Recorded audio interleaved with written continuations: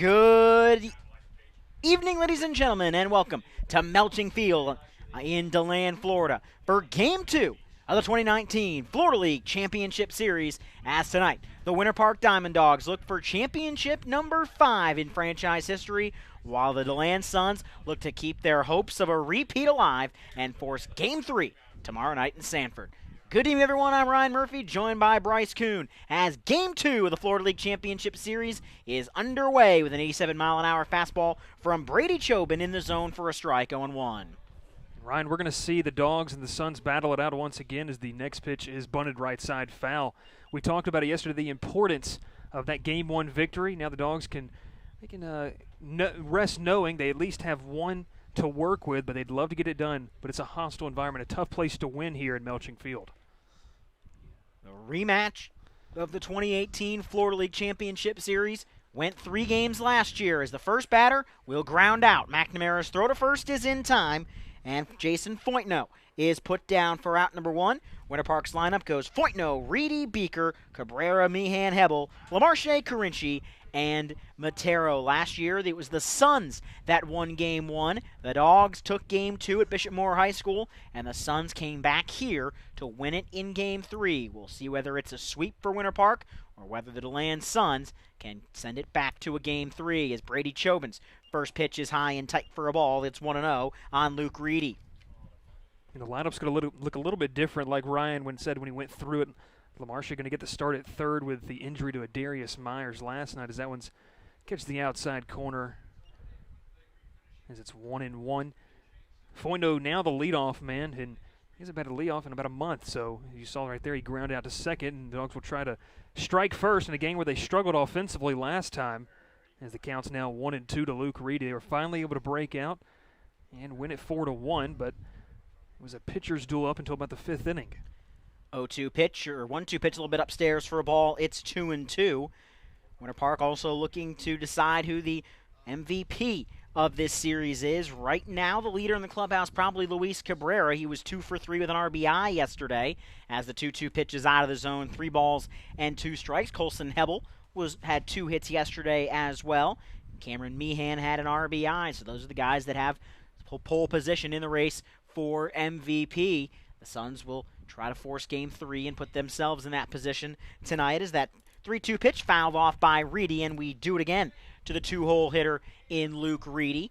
As Brady Chobin making his second start of the playoffs for the DeLand Suns. He was phenomenal his first time out. He went 6 strong innings against Sanford in Game 1, and he gets a swing and a miss as he punches Luke Reedy for out number 2 here in the first inning to bring up Cole Beeker. Exactly the start that Chobin wanted. Last time out against Winter Park, he dominated in a win for the Suns, and the Dogs lineup had a tough time with him.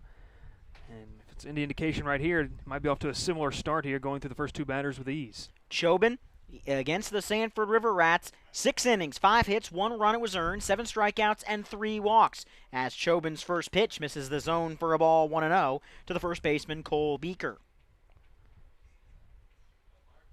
Suns as a staff, a 2.42 ERA in this postseason as Chobin misses on back-to-back pitches. The count is 2-0.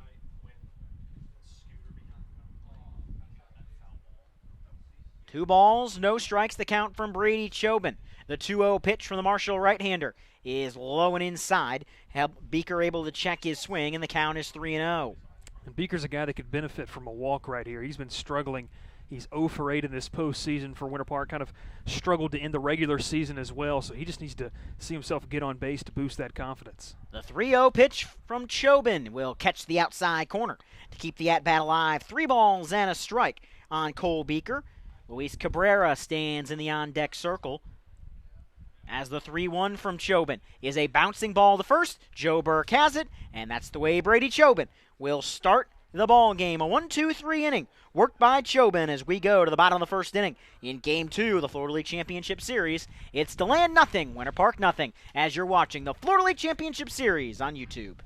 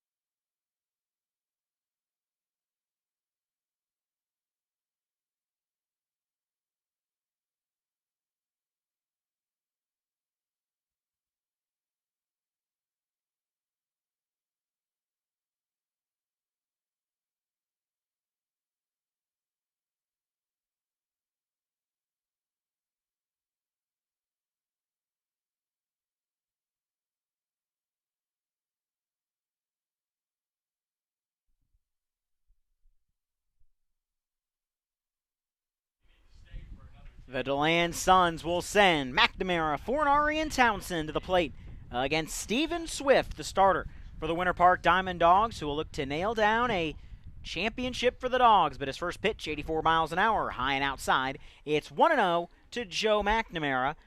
McNamara is 2 for 11 in the playoffs. He has driven in 1 run, has yet to score 1 at the top of the Suns lineup as the pitch is in there for a strike. 1-1. DeLand's lineup, exactly as it has been every game of the playoffs. McNamara, Fornari, Townsend, Hilton, Alonzo, Burke, Wallace, Dixon, Pregent. 1-1 pitch, misses low and outside, and McNamara once again has the advantage in the count. It's 2-1. What you're going to see from Swift is a guy who gets a lot of ground balls, not a big strikeout guy. He does have 36 on the year, but wants to let his defense work today. 2-1 pitch, catches the outside corner at the letters of McNamara, and the count has run even. It's 2 balls and 2 strikes on the leadoff hitter in the Suns order in Joe McNamara. 2 balls, 2 strikes. The 2-2 pitch is swung on and missed, strike 3. A 72-mile-an-hour breaking ball from the starter, Stephen Swift, gets McNamara swinging, and there's 1 gone in the first. Yeah, it's a good pitch from Swift, and as soon as I said that he's not going to try to strike everybody out, he does get the strikeout and the swinging miss by McNamara. But talked to him beforehand and said he didn't feel a lot of pressure. He knew he has a solid defense behind him, and that's a good thing mentally for a pitcher. Know your defense has your back, and something he'll have to use today. First pitch breaking ball, high and inside for a ball to Fornari. And the count on the FGCU Eagle is 1 ball and no strikes. Defensively for Winter Park, will give you that after Fornari hits a 1-hopper to the shortstop, Carinci, who lollipops the throw over to first, but it still has enough time to get Hunter Fornari. Plenty of air under that throw from Carinci, but he gets Fornari for out number 2. Yeah, Carinci is a good option out there at short. He's got a lot of range, and he showed some of that range off last night, and also showed a little aggression on the base pass as well as a controversial call. That middle of the game, and it was a big run too, as it allowed the Dogs to take a 3-1 lead. But Winter Park here looking good, and Swift trying to get off to a hot start like Chobin did in his half of the inning. Trying to match the 1-2-3 inning as Townsend shows bunt, pulls it back. It's low and inside for a ball, 1-0. Mark Townsend, an MVP candidate in the Florida League. 3rd in home runs, 4th in RBIs. Led the league in runs scored, led the league in hits. As he takes that one in the zone for a strike, it's 1-1. Led the league in on-base percentage, 2nd in the league in slugging percentage. For the DeLand Suns, he hit a franchise record 7 home runs. Swift's 1-1 pitch. Townsend tries to golf out a breaking ball as the breaking ball seems to be working early on for Swift, who's ahead 1-2. Defense for the Dogs shifted a little bit. It's LaMarche over there at third base. He's kind of got the whole left side of the infield to himself, while Carinci just a little shaded to the left of the second base bag. 1-2 pitch outside for a ball, and the count on Mark Townsend goes to Deuces Wild. 2 balls, 2 strikes, and 2 outs. Behind Townsend is Brandon Hilton. The 2-2 pitch is a line drive into right center field, a base hit. Mark Townsend will give the Suns their first base runner as a hard turnaround first. Townsend's gotten thrown out at second, I think, 3 or 4 times in the past week and a half on plays like that, but he stays at first there. It's a single for Brandon Hilton. Hilton 1 for 11 in the playoffs.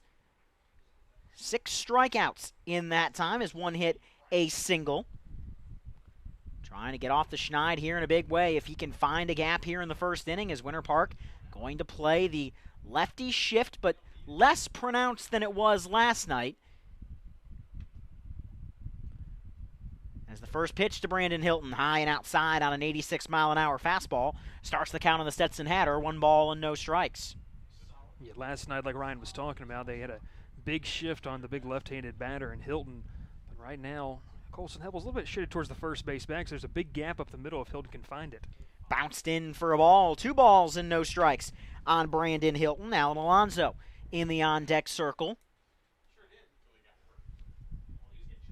Followed by Burke, Wallace, Dixon, and Pregent to finish off the Suns' starting 9. Runner will deke off the bag as Swift misses again outside on a breaking ball. It's 3 balls and no strikes on Brandon Hilton. If Hilton were to reach, Suns would have a runner in scoring position. That was their Achilles heel last night, as they had plenty of runners in position, couldn't get any of them in. 3-0, high and inside, ball 4, and DeLand has first and second with 2 outs in the first inning for the 5-hole hitter Alan Alonso.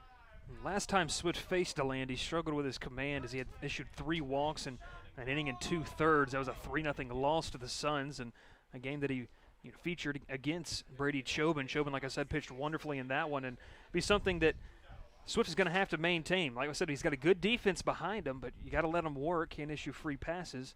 But like Ryan said, DeLand struggled with the big hit last night, but have an opportunity to strike first here. First pitch breaking ball, breaks low for a ball, and Alonso starts ahead in the count, 1 ball and no strikes.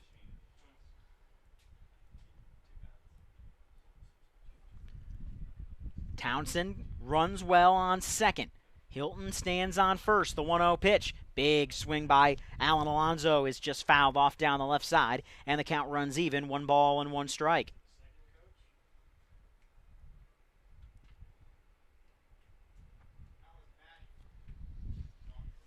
One and 1 the count, first and second, 2 outs. Bottom of the first inning from Melching Field in Game 2 of the Florida League Championship Series. The 1-1 delivery, Alonso will have it caught at short by Daniel Carinci. Carinci into the dive at short makes an excellent play to take away what likely would have been an RBI single to end the first inning. Winter Park's defense gets them out of trouble in the first. We go to the second, scoreless.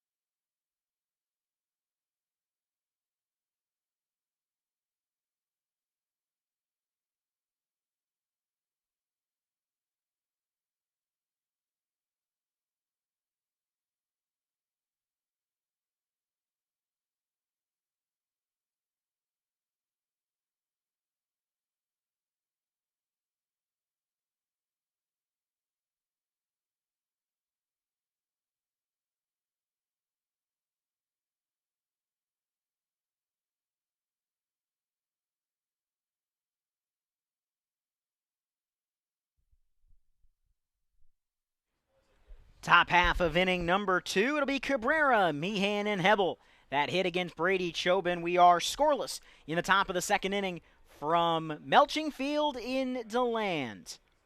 First pitch of the inning from Brady Chobin is a fly ball into shallow center. Second baseman McNamara backpedaling. He continues to backpedal and is underneath it. It's 1 pitch, 1 out for Brady Chobin as Cabrera is retired to bring up Cameron Meehan. And Ryan, when Brady Chobin had the success against Winter Park back in the middle of July, it was the Dogs who were being aggressive early in the count. Chobin's pitch count wasn't all that high, and Winter Park was trying to chase some first pitches and be aggressive in the count, and ended up costing them. It wasn't until late in the ball game where they finally got something going, and by then it was too late. 2 pitches, 2 outs. Oh, got it. Almost with the announcer's jinx on that one. As the ground ball to McNamara looked tailor-made, he almost sailed the throw, but Joe Burke got his foot down on the bag, and there's 2 gone in the second inning for Colson Hebel. Yeah, nice job there. He's got pretty good height over there at first base, does Joe Burke, and he was able to save his teammate McNamara right there in 2 quick outs like Ryan said. Big swing and a miss starts the count on the 6-hole hitter Colson Hebel. No balls, I should say, and a strike. 2 gone here in inning number 2, as the Suns will send Burke, Wallace, and Dixon to the plate as Chobin 1 strike away from a 5-pitch inning here in inning number 2. DeLand got a great start from Nate Palmer last night and trying to get the same out of Brady Chobin. The 0-2 pitch is high and inside a little bit as well, and it runs the count to 1 ball and 2 strikes.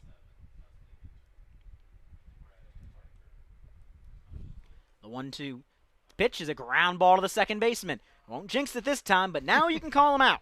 A 6-pitch inning worked by Brady Chobin as he goes 1-2-3 here in the second as we move along to the bottom of the second inning with your score. Winter Park nothing, DeLand nothing.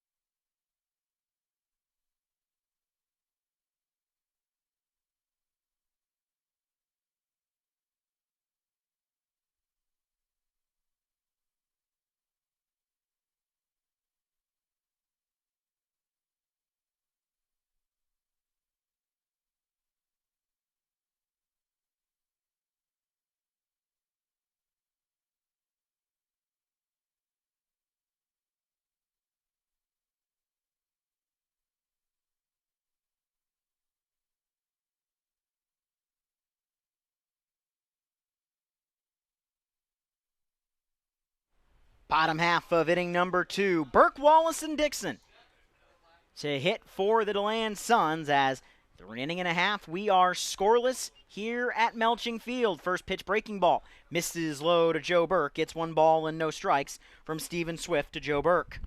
See if Swift can match the 1-2-3 inning that Chobin had.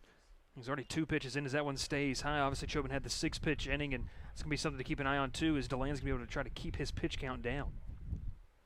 2-0 pitch. Burke sends it down the line, but it's foul in left field. Tried to stick it inside the line down the left field side, but it can't quite stay inside the white lines, and the count on the Kentucky Wesleyan Panther is 2 balls and a strike.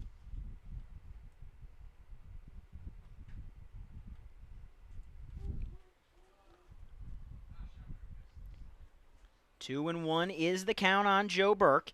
As into the motion goes the right-hander, the 2-1 pitch from Swift. 86 miles an hour down Broadway for a strike, and the count is 2-2.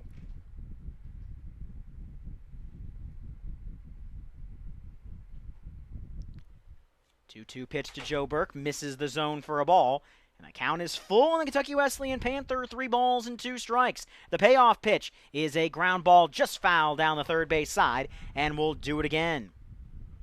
Yeah, good battle here, and also he's going to work into Swift's pitch count and also allow some of those guys on the bench to see what exactly is in Swift's arsenal. We've seen a fastball. He's got a pretty good changeup and the curveball as well, so we'll see what he goes with here. 3-2 pitch is a swinging bunt in front of home plate. Catcher picks it up, throw to first in time by Cabrera, and Burke is put out on the ground out. 1 gone here in inning number 2 for the third baseman in Garrett Wallace. Yeah, he had Burke off balance after the big first baseman sent one down the left field line. It stayed foul, then hit another one, little dribbler, but that one right there was just a cue shot right off the end of the bat, and right then Swift wins the first battle between the power righty and himself. So 1 out, bases empty for Wallace, who takes an 85-mile-an-hour delivery right down the middle for a strike. It's 0-1 on DeLand's third baseman, Garrett Wallace.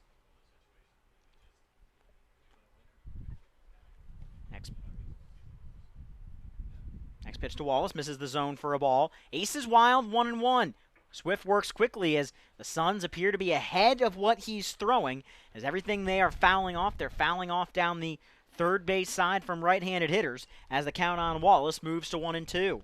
And out of everything I've seen from Swift this year, he's probably uses the changeup the most out of anyone else on this staff. And a lot of the Dogs like to work quickly, too. You see he gets right back up on the hill. Wallace will call time right there to try to get him off of his rhythm. The 1-2 pitch to Garrett Wallace. Breaking ball misses low and outside. Went with the curveball that time, but Wallace didn't bite. It's 2-2. Ready to go. The 2-2 pitch to Garrett Wallace is high and outside. Went 88 miles an hour. Might have been his liveliest fastball today, but it misses away. 3 balls and 2 strikes for the second batter in a row. Swift's 3-2. Swung on and missed strike 3 by Garrett Wallace. And there's 2 gone here in inning number 2 as the center fielder Tim Dixon will try to extend the inning. DeLand went 2 up, 2 down in the first, then got 2 on before the inning-ending line out. Yeah, that was a really good pitch there from Swift. He had him off balance and was able to use the curveball and get him swinging. Now with bases clear, he's going to face the speedy Tim Dixon. First pitch of the at-bat. Dixon fouls it off, and the count starts no balls and a strike.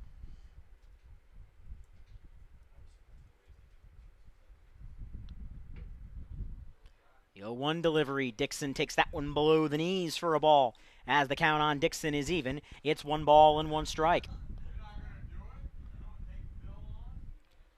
1-1 pitch misses low and outside that time to Dixon, who now takes the advantage in the count. 2 balls and a strike.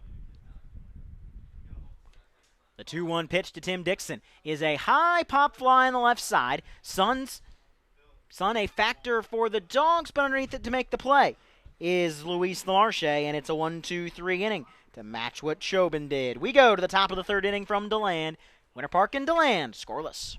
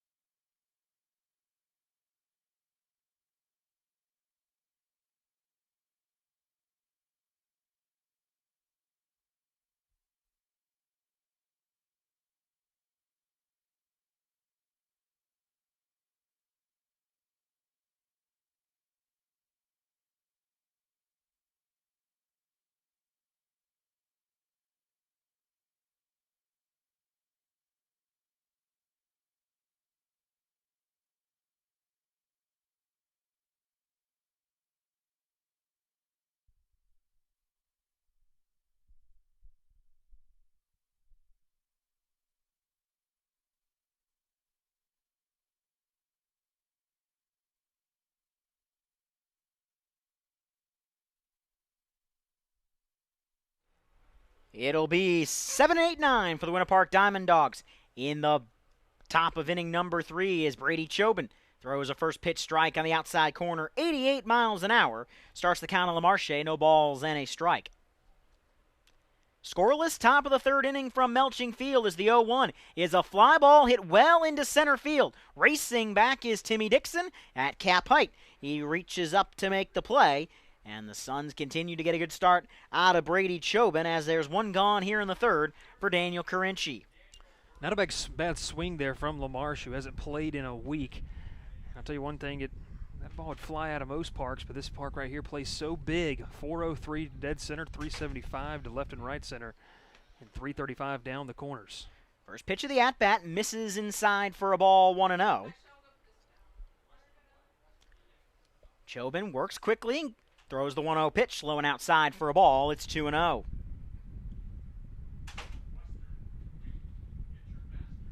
2 balls and no strikes the count as the 2-0 pitch is in there for a strike to Daniel Carinci, and the count runs to 2-1 on Winter Park's 8-hole hitter. Chobin back to work, throws the 2-1 pitch. Hard ground ball towards the shortstop is collected by Hunter Fornari. His throw to first is in time, and it's 8 up, 8 down thus far for Brady Chobin as he finishes his first trip through the order with Jack Matero. And one thing we saw yesterday is the Dawgs struggled the first time through the order. Even the second time, it finally turned, that lineup card turned for the third time. They were able to get something going offensively, and more of the same here as we get through the first time, the ninth batter up. First pitch of the at-bat fouled off down the left side, and the count will start no balls and a strike as it clears the concrete facade here at Melching Field that separates the ballpark from the parking lot.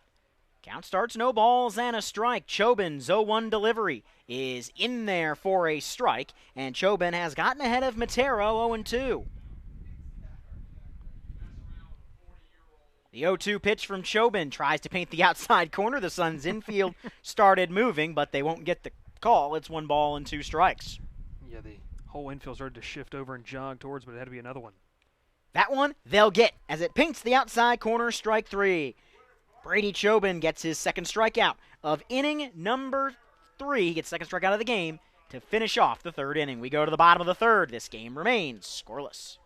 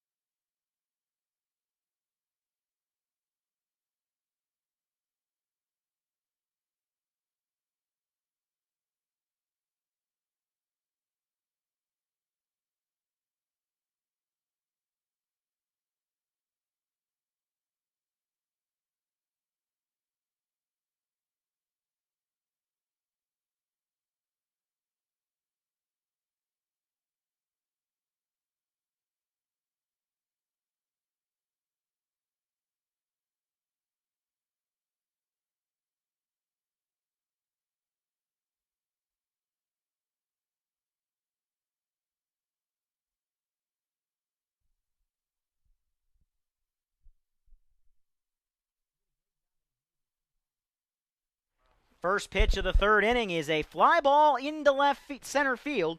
Ranging over is Jason Foytno. He'll retire Christian Pregent. So 18 hitters have come to the plate for the two teams. 2 base runners, a single by Townsend and a walk by Brandon Hilton, as there's 1 gone for Joe McNamara. This is more of the same of what we saw yesterday. And like I said, it was a pitcher's duel till about the 5th inning. Sitting at the bottom of the third here right now, and like Ryan said, only 2 base runners. So Swift just trying to match what happened at the top of the third and trying to do the same here in the bottom half and keep it a scoreless game. First pitch of the next at-bat to Joe McNamara comes high and tight for a ball. It's 1-0 on the Winthrop Eagle. Bottom of the third inning from Melching Field. We are scoreless between Winter Park and DeLand. Pitcher's duel yesterday, 4-1. Pitcher's duel so far today. Ground ball in the hole at short. Carinci will bobble it briefly, and that's going to allow Joe McNamara to reach with an infield single. Carinci tried to come around the baseball and couldn't cleanly field it into his glove. It got caught up right on the wrist there, and he couldn't flip it into his throwing hand quickly enough. It's an infield single for McNamara, and there's 1 away for Hunter Fornari. Yeah, McNamara did a good job putting the ball in play, and was in a tough place too. Deep in the hole at shortstop, and like you said, Carinci would have had to make a great throw. But the speed of the leadoff hitter for the Suns, something I have to watch here, is they're going to throw right back over and see if they can kickstart this DeLand offense. Throw to first base, not in time. And having to adjust his cleats is McNamara. Suns with their Second hit of the ball game. Hunter Fornari puts a great bunt down. Going to be a tough play, no play to be made. It will not be barehanded by Luis Lamarche, and Hunter Fornari, with a picture-perfect bunt single, has the Suns with first and second, one out for guess who? Mark Townsend. Yeah, that was a great job. He laid that one down beautifully. Lamarche would have had to make a great play on it and just couldn't come up with it. And this is a spot where we saw Townsend a couple times last time as Winter Park will shift a tad bit to the right for the left-handed hitting and the switch hitting Townsend, who's batting lefty against the righty Swift. But we'll see what he does here. He struggled last night in these situations, but home crowd and backs against the wall for DeLand. Let's see if he can come through. 2 on, 1 out, and a big swing and a miss by Townsend. He was trying to send that out of the ballpark, but he finds himself down in the count. No balls and a strike. No balls, 1 strike, the 0-1. Breaking ball comes upstairs for a ball, and the count on Townsend moves to aces wild, a ball, a strike, and an out. Suns have all 3 of the game's hits, trying to cash them in here in the third. Townsend sends it the other way on the 1-1 pitch. Around third base will come Joe McNamara. The throw from left field is not in time as the ball will skip away from the catcher Cabrera. Cabrera tried to apply the tag to the helmet of Joe McNamara, but Mark Townsend does it again. It's an RBI single for the DeLand Suns MVP candidate, and the Suns strike first. It's 1-0. And Ryan, in the biggest moments, your biggest players are going to shine. Mark Townsend there.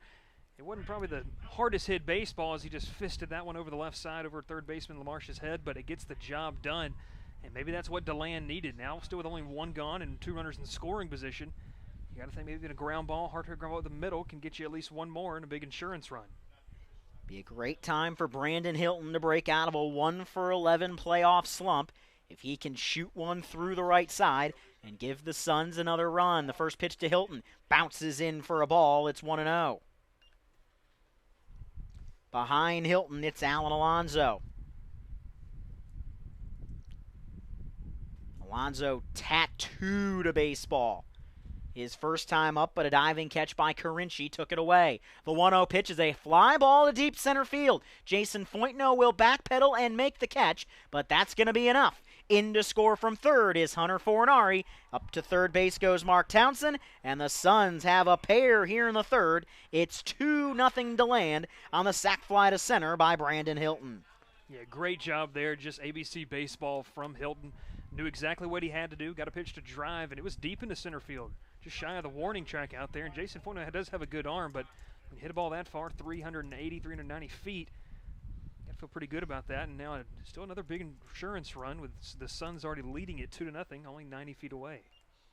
First pitch of the at-bat to Alan Alonso is a nice breaking ball in there for a strike from Swift, 0-1.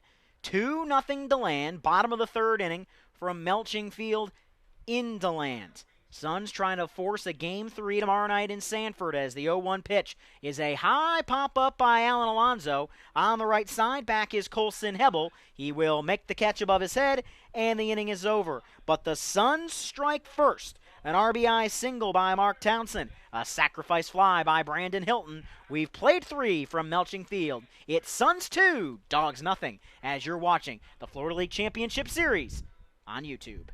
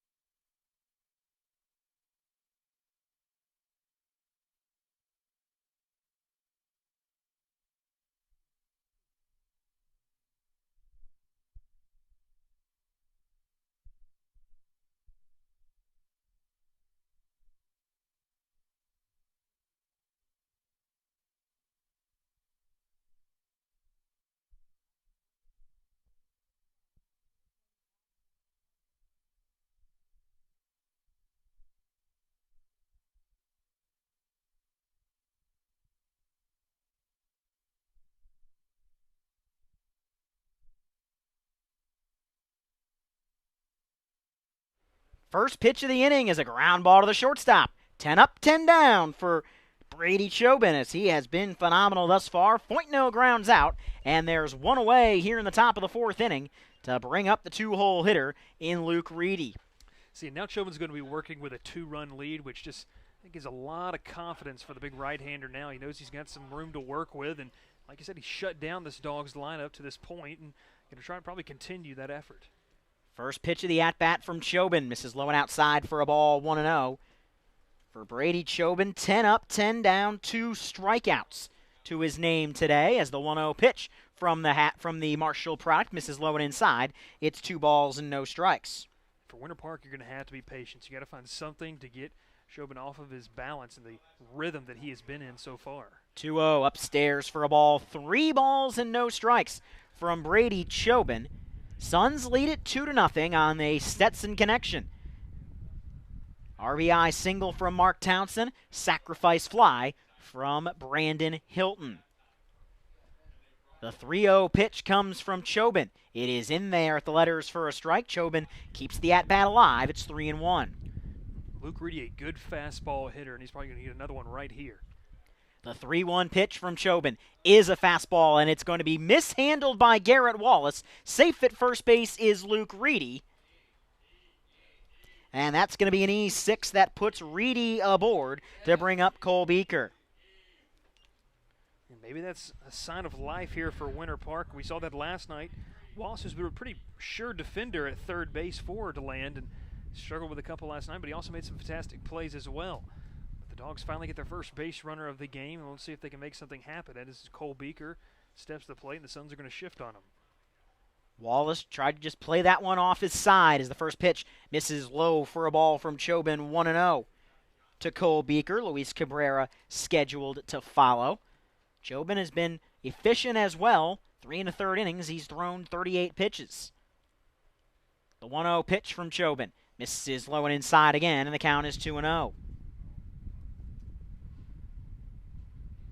It's the first time Chobin really showed any type of struggle. He's just been a buzzsaw through this Dawgs lineup to this point, but now where he's in the top of the fourth, the Dawgs showing first signs of life. 2 balls, no strikes. The 2-0 pitch just fouled off by Beaker as he hacked at that one on the outer half and sent it away. The count is 2 balls and a strike on the 3-hole hitting first baseman.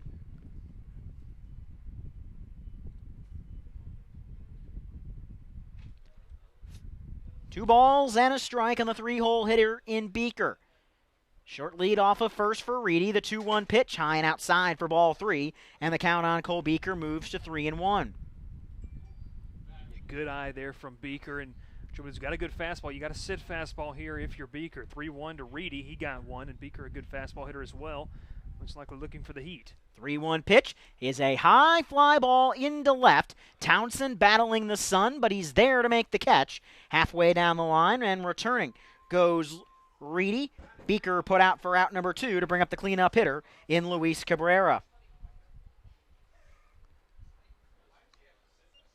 Beaker just laid on that one, lifted a lazy fly out to left field. He's really struggling as of late and just needs to get something.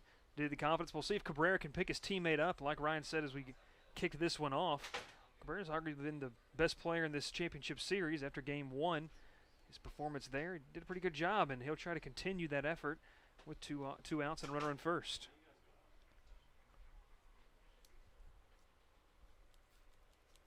Runner on first, 2 outs, Chobin and Cabrera. Marshall versus Southeastern. Bouncing ball, left side, through for a base hit. In the 5.5 hole between Wallace and Fornari. And Winter Park has their first hit of the game. It's a Luis Cabrera single into left. And it's first and second, 2 outs for the 5-hole hitter in Cameron Meehan. Right here, Winter Park finds himself in a similar situation that DeLand did last night. They could get runners on, and they could get them over, but could they get them in? Cameron Meehan will step up to the plate, trying to do the task right here. We saw in the bottom of the third, the Suns were able to capitalize that, but can the Dawgs use that to their advantage? First and second, 2 outs. First pitch from Chobin. Paints the outside corner. Took something off of that one, 84 miles an hour. Starts the count. No balls and a strike. First and second with 2 gone here in the 4th inning as Chobin Gazes back at Reedy at second. The 0-1 delivery is fouled off down the right side, and the advantage in the count is firmly in the corner of Brady Chobin. The count is 0-2. Yeah, now you got a battle here, 0-2. You know, Chobin's got good pitch selection to go from, and got to be ready to adjust at anything close. No balls, 2 strikes the count as a pitch from Chobin. Outside as he tried to get a chase that time from Meehan. The count moves to 1-2 strikes. Interesting to see here they go outside with that one. Meehan was late on the fastball. Try to bust him inside after getting him leaning a little bit. We'll see what the big righty goes with on a big pitch here, 1-2. The 1-2 pitch from Brady Chobin is a line drive into left field, a base hit. Being sent around third base is Luke Reedy. The throw from left from Townsend is going to hit Luke Reedy. Now the throw will come to third base. He is out at third base. Cabrera trying to advance to third. He is thrown out. So Reedy scores. It's an RBI single unearned to Chobin, but Cabrera is thrown out. It ends the inning and keeps DeLand's lead intact. Winter Park finally scores. We go to the bottom of the 4th inning. It's DeLand with the lead, 2-1.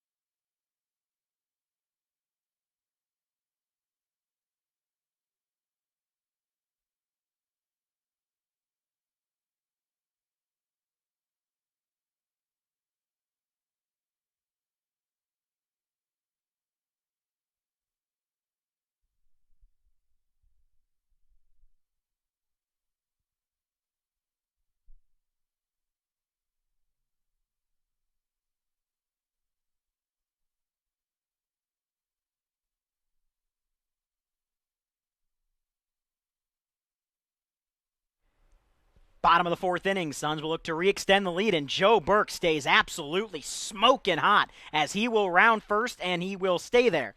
As a good cut there by Foytno in the gap. Joe Burke has been the best player on this roster in the playoffs, as with that base hit from Joe Burke, he is now 7 of 13 in the 4 playoff games for the DeLand Suns. He stands on first with nobody out. And Ryan, you talk about a potential MVP if DeLand does make the comeback today, and they win today and win tomorrow. Joe Burke definitely in that MVP conversation for the series as well. His teammate at Kentucky Wesleyan, Braden Sisson, was the championship MVP last year as Wallace will hit one into right center. That's going to drop in for a base hit. Foytno's throw to third will not be in time, and the Suns have runners on the corners with nobody out here in the 4th inning as Burke singles and Wallace singles, and the Suns are in business here in the 4th with Tim Dixon due up. And the question is this for Winter Park. What are you willing to use today out of the bullpen as a left-hander is up? It's going to be Jalen Whitehead. And that was where the question would come. Yeah, and it's be interesting. How far do you dig into this pitching depth? Is that swung on and miss, knowing that you have a game to give, really? And you don't want to give it away because you don't want to set up the potential game 3, but it's something you got to keep an eye on. You don't want to go into that game 3 with nobody available to come out of the bullpen. In all likelihood, if it gets to tomorrow, I'm assuming it's Jack Wolgast to come back up on 5 days rest after game 1 of the finals. But it probably is tomorrow. You'd think it's Wolgast into Tate Stone for seeing if you need a guy stretched out to go long. Tonight, it's Swift to Whitehead, a guy that can take you the rest of the way in this game if he needs to. The 1-1 is high and inside for a ball. It's 2-1. And there's a danger in using, if it gets to it in, say, a tie game, and using Brian Carrillo, because how effective would he be? Say you use him and you don't win, as that one misses inside, it's 3-1. Can he throw 3 days in a row if you need him tomorrow to close out a game 3? 3 balls and a strike on Tim Dixon as the 3-1 delivery is right down Broadway for a strike at 82 miles an hour. Count is full on Dixon. It's 3-2. Dixon looking to come through for the Suns and re-extend the lead. He does not. He swings and misses at the 3-2 delivery. A strikeout number 3 for Steven Swift. Gets the first out of the 4th inning and brings up Christian Pregent. That might be it, as the lefty, like we said, Jalen Whitehead's been going, and that was a big out, though for Swift. He needed that one. That sets a potential double play, and it looks like they will go to the lefty.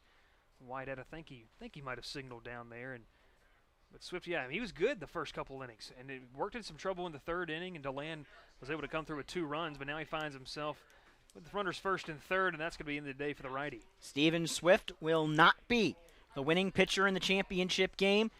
Jalen Whitehead, who has been dominant for Winter Park, will come onto the mound in a high-leverage situation. It's 1st and 3rd with 1 out in the bottom of the 4th.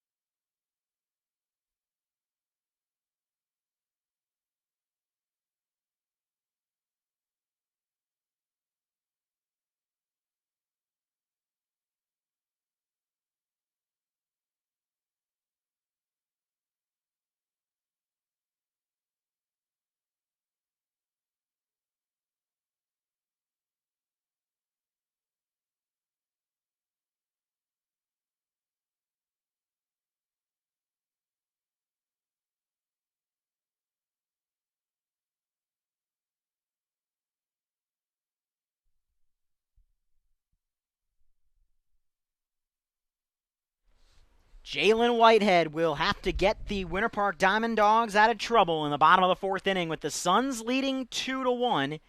He comes on with runners on the corners as the first pitch to Christian Pregent, 83 miles an hour, foul back to the screen. It's 0-1. Jalen Whitehead was good in his debut for Winter Park. That came against DeLand to this very stadium. Faced 9 batters, struck out 7 of them in relief. He's been good ever since. Like you said, a good lefty option out of the bullpen. Gets another strike to Christian Pregent. No balls and 2 strikes. Whitehead trying to keep this game a 1-run deficit. Pregent trying to keep it out of the middle of the diamond for a double play and drive in the run. He can't do it on that pitch as it misses way upstairs for a ball. 1-0. It now 1-2 on Jalen Whitehead. Whitehead's got a couple starts. He's started 2 games this season. It's also come out of the bullpen, a swingman guy that can give you a lot of innings. And he gets another swing and a miss from Christian Pregent. So the bottom of the order, unable to come through for the Suns. And now it's going to be tasked to Joe McNamara, who started the 3rd inning with a single. Came around to score on the Mark Townsend RBI single. 1st and 3rd. See if the Suns try to put Wallace in motion here during this at-bat. See if they can steal a run off of Whitehead. The lefty facing the righty in McNamara. First pitch of the at-bat, in there for a strike. McNamara checked his swing, but it was in the zone anyway, and the count is 0-1.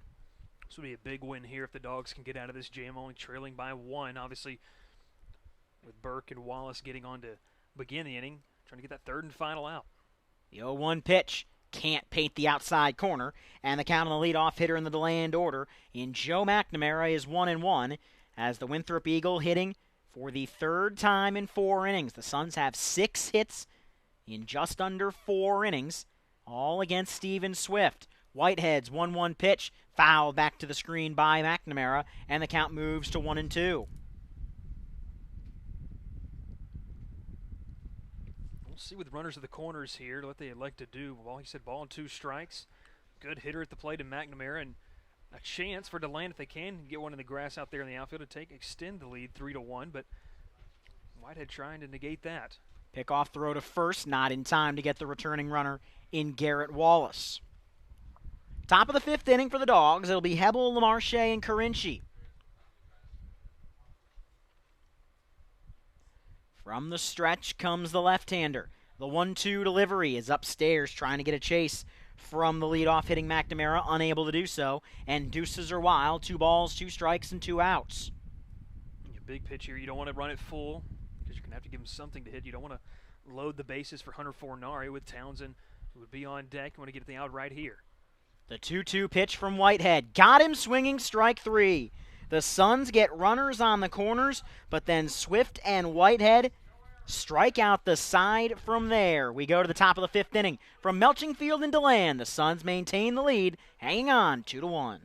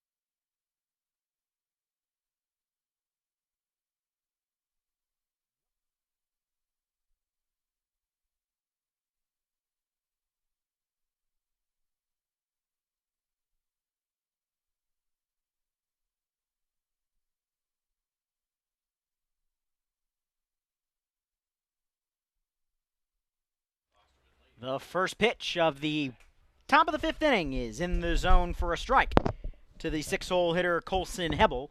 And the count from Brady Chobin starts 0-1 is 0-1 pitch. Misses low and outside. It's count even 1-1. Winter Park will look to get something going here. Kind of got a little momentum rolling after getting out of the jam. Jalen Whitehead did a good job. See if the offense can do something here, only trailing by 1. 90-mile-an-hour fastball from Brady Chobin catches the outside corner for a strike, and it's 1-2. The 1-2 delivery bounces in for a ball, and the count is even on the 6-hole hitter in Hebel. 2 balls, 2 strikes, and 2 outs.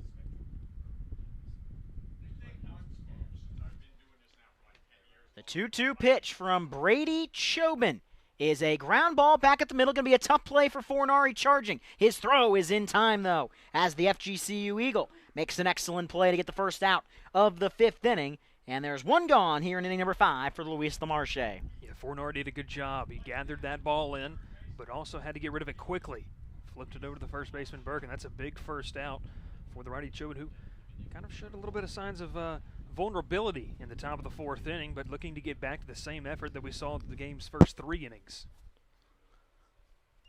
1 gone, top of the 5th inning. First pitch of the at-bat from Chobin. Misses a hair inside on an off-speed pitch. No balls and a strike to LaMarche. Was a fly-out victim as the first hitter of the 3rd inning. Hitter number 7 in the streak of 10 straight retired by Brady Chobin to start the game, as the 1-0 pitch from Chobin is popped up foul down the right side, and the count has run even on the 7-hole hitter LaMarche. 1 ball, 1 strike, 1 out. We'll see what LaMarche can do here. He drove a ball, put some good wood on it, as he flew out to center field last time, but Dixon was able to haul it in just shy of the warning track.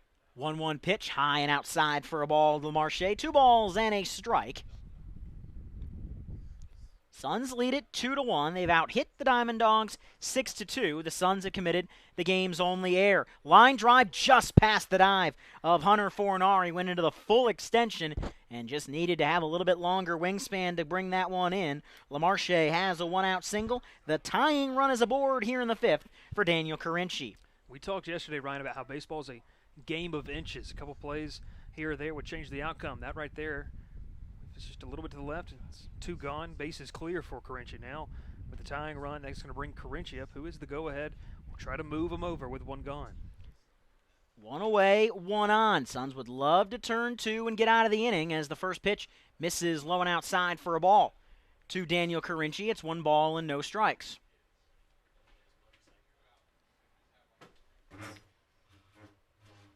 Middle infield pinch towards the bag. They're in double play depth. The 1-0 pitch upstairs from Chobin. It's 2 balls and no strikes.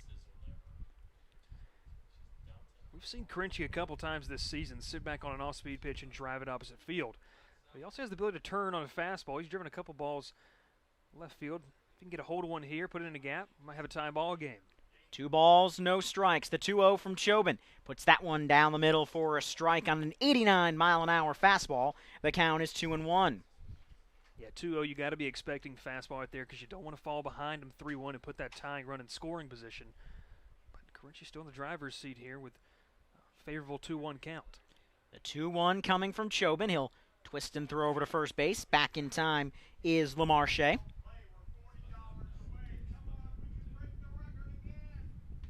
Chobin preparing to throw his 60th pitch through 4 1/3 innings. Another turn and throw back to first. Tag applied late by Joe Burke, and the ball will go back to Brady Chobin for pitch number 60.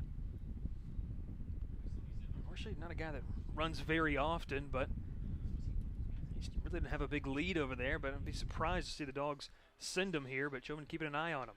The 2-1 pitch from Chobin is a line drive into left, will be caught by Mark Townsend.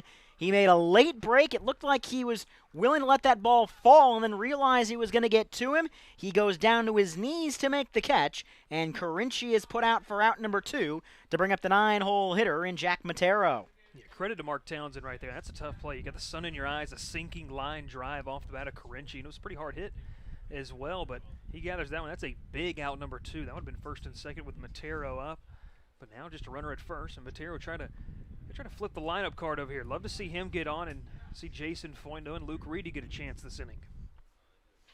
Runner on first, 2 gone. Top of the order will come to the plate after Matero, either this inning or to lead off the top of the 6th. First pitch of the at-bat from Chobin runs inside for a ball. It's 1-0 on Jack Matero. Was caught looking, was the 9th of the 10 straight retired by Chobin to start the ball game. 1-0 pitch coming from Brady Chobin will paint the outside corner at 87 miles an hour, and the count runs even on Jack Matero, a ball and a strike. 1-1 the count from the Marshall righty. His 1-1 delivery is a chopper back up towards the middle. Second baseman flips on to short in time. It goes McNamara to Fornari to end the 5th inning on a fielder's choice. 5 scoreless innings, 5 innings I should say, with no earned runs allowed by Brady Chobin. He goes to the bottom of the 5th inning with a 2-1 lead.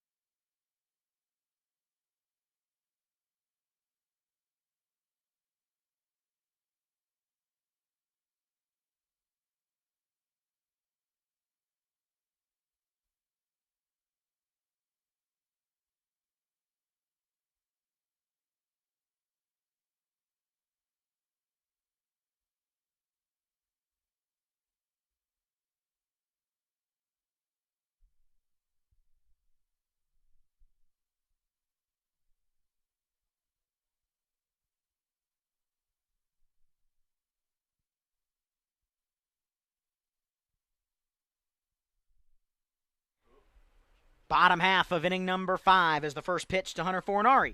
Misses low for a ball, 1-0.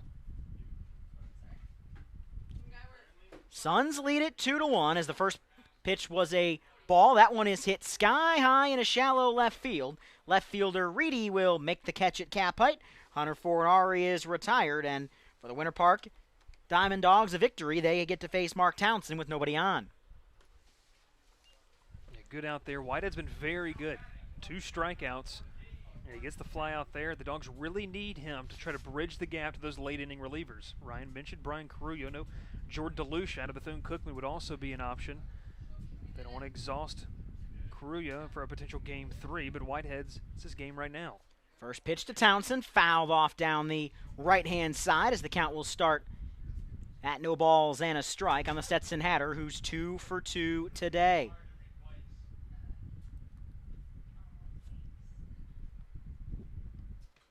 Ground ball towards the shortstop. Carinci, routine play, throw to first in time, and Whitehead is rolling. 4 up, 4 down. He'll face the 4-hole hitter in Brandon Hilton.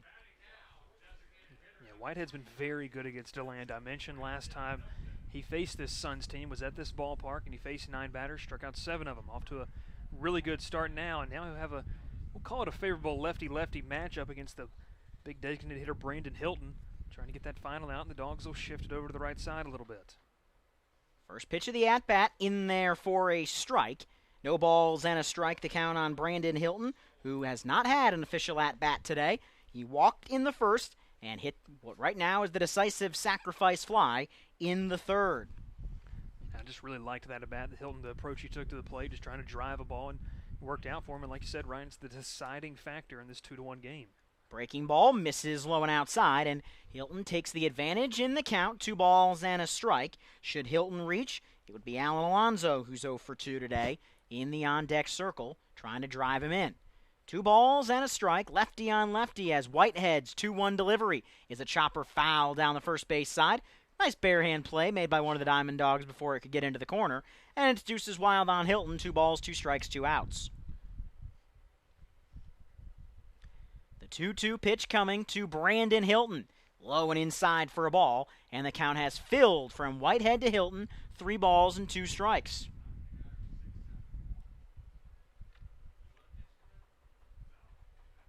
The 3-2 pitch to Brandon Hilton as he tries to get a runner on for the Suns. He keeps the at-bat alive, as that time first base coach Chris Morgan was able to get over there with the bare hand and at least keep it in front of him as he'll flip it to the side, and we do another 3-2 pitch to Brandon Hilton. The Stetson Hatter against the UCF Knight advantage. Well, no one on that one as Hilton put it into fair territory, but it went off of him first. So we do another full count delivery to the Hatter. It's still 3-2. 8th pitch of the at-bat between Hilton and the lefty in Whitehead. Yeah, good at-bat, good battle between the lefty Hilton. It's tough to read a ball, especially with the kind of spin that Whitehead can put on it. He's got a nice curveball, and Hilton's been able to stay with it in battle so far. The payoff pitch. In there, strike 3. 3 strikeouts in 5 batters for Jalen Whitehead as he's keeping the Winter Park Diamond Dogs very much in this game. We go to the 6th, 2-1 Suns.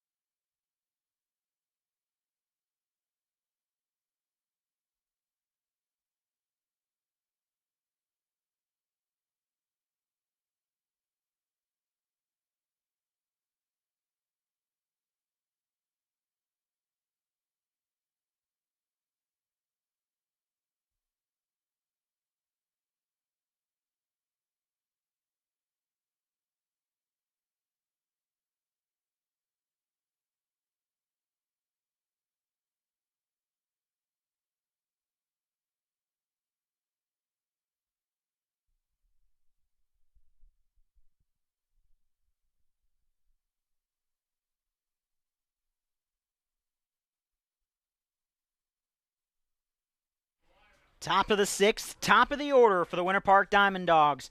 As Brady Chobin is done, the Suns get 5 innings out of Chobin, and they go to the pen and turn to Austin Wood. The final line for Chobin, he goes 5 innings, allows an unearned run on 3 hits, 2 strikeouts. He did not walk anybody. A phenomenal postseason for him as the first pitch is fouled off by Jason Foytno. It's no balls and a strike. As we give you the postseason numbers on Chobin after we give you the numbers on Austin Wood, the Stetson Hatter appears for the second time in the postseason. The 0-1 pitch from Wood is a great breaking ball in there, 0-2. Austin Wood making his second appearance of the postseason. In Game 2 of the Florida League semifinals, he threw in 3 1/3 innings, allowed 3 runs, 2 were earned, as that one is back up the middle, a base hit to lead off the inning by Jason Foytno, as Winter Park has the leadoff runner on. The tying run is aboard for the Dogs to bring up Luke Reedy. To finish the thought on Wood, 3 1/3 innings against Sanford, 2 earned runs, 3 total on 4 hits. He walked 3 and struck out 1. In 2 playoff games, Brady Chobin, 11 innings, 1 earned run for Brady Chobin. A sub-1 ERA for Chobin in the playoffs. He has done everything he could to get the Suns back to a title, as Wood's pickoff throw is not in time, as a runner on first for Luke Reedy. This will be interesting to watch too, Ryan. Jason Foytno has a lot of speed. Does Chuck Shaw, the Dogs manager, do you send the guy, put him in scoring position as you get into the heart of this Dogs lineup? That'll be something that Christian Pregent would like to keep an eye on as well behind the plate. He will not go, as a big swing and a miss from Luke Reedy starts the count, no balls and a strike. Suns with a 2-1 lead. They've doubled up Winter Park in the hit column 6-3.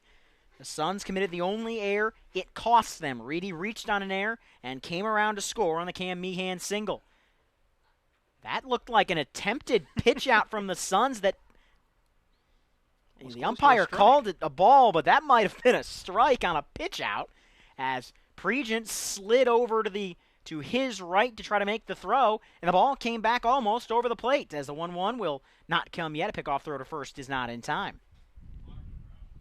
Reedy also checked his swing on that one. That was kind of fooled everyone on that one.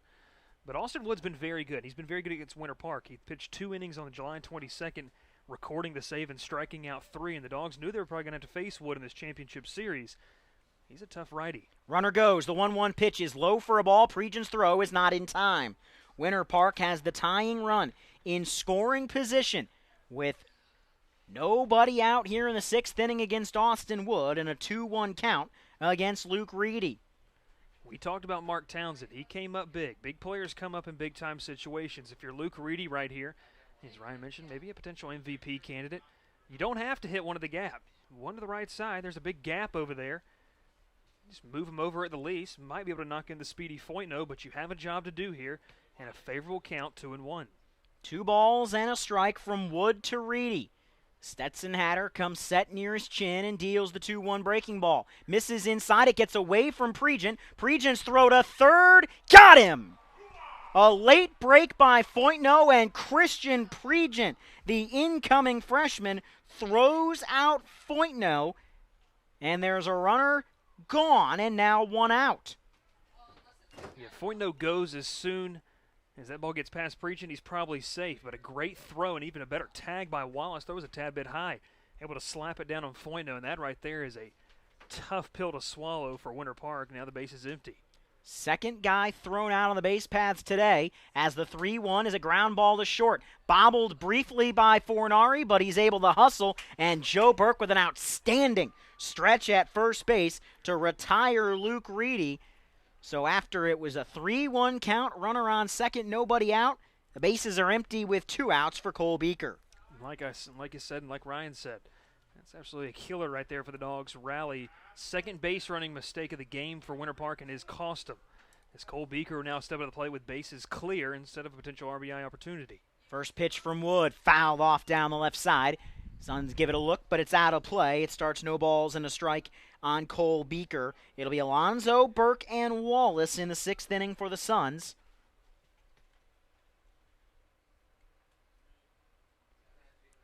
Wood trying to ensure that it's with a 1-run lead. The 0-1 pitch misses low and outside, and the count is even at a ball and a strike.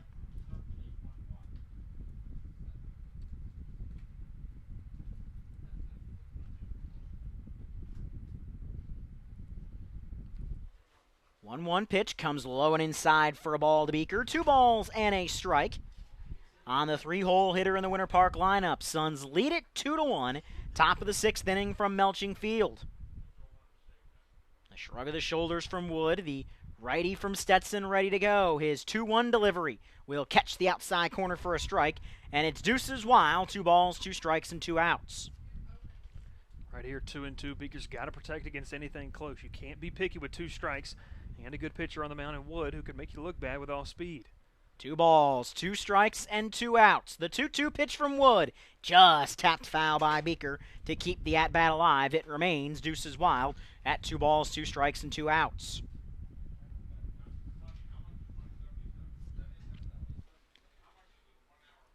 Suns lead it 2-1.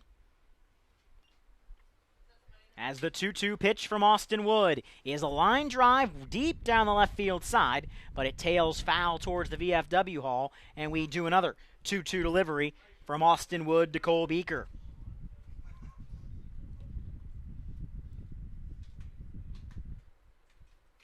Wood trying to work an unconventional 1-2-3 here in the 6th inning.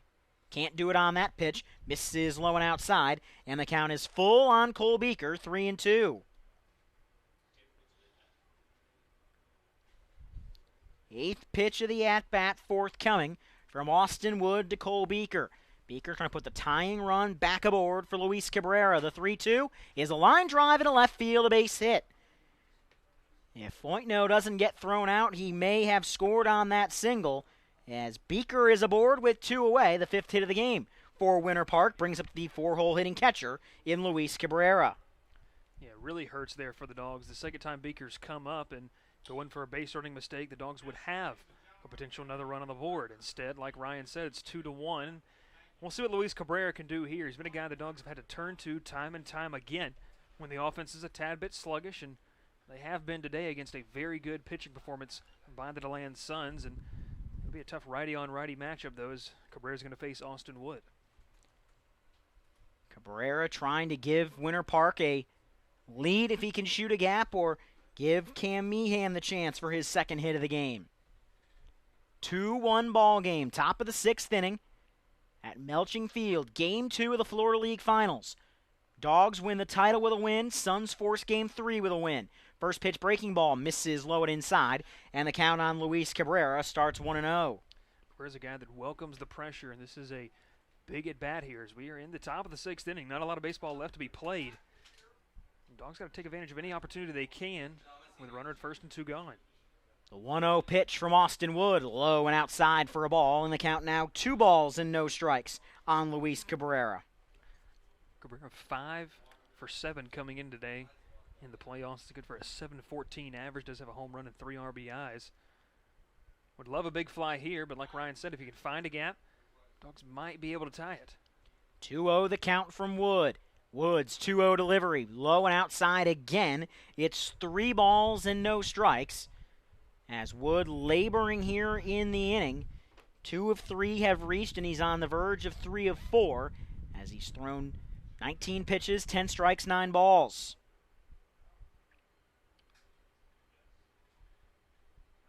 We'll see what they dial up here, 3-0. Luis Cabrera most likely will keep the bat on his shoulder and make Wood throw him at least 1 strike.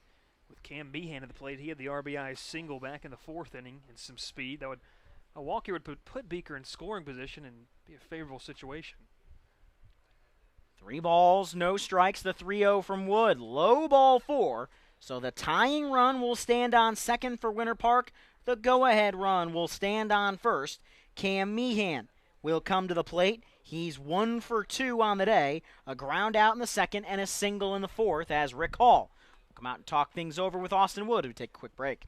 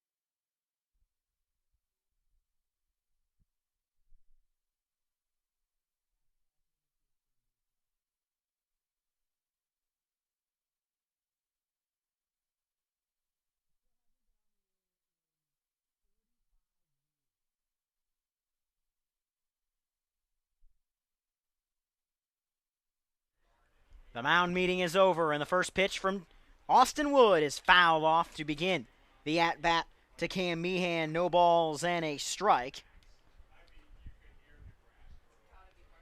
Suns leading 2-1, but the tying run is at second. The go-ahead run is at first for the Winter Park Diamond Dogs.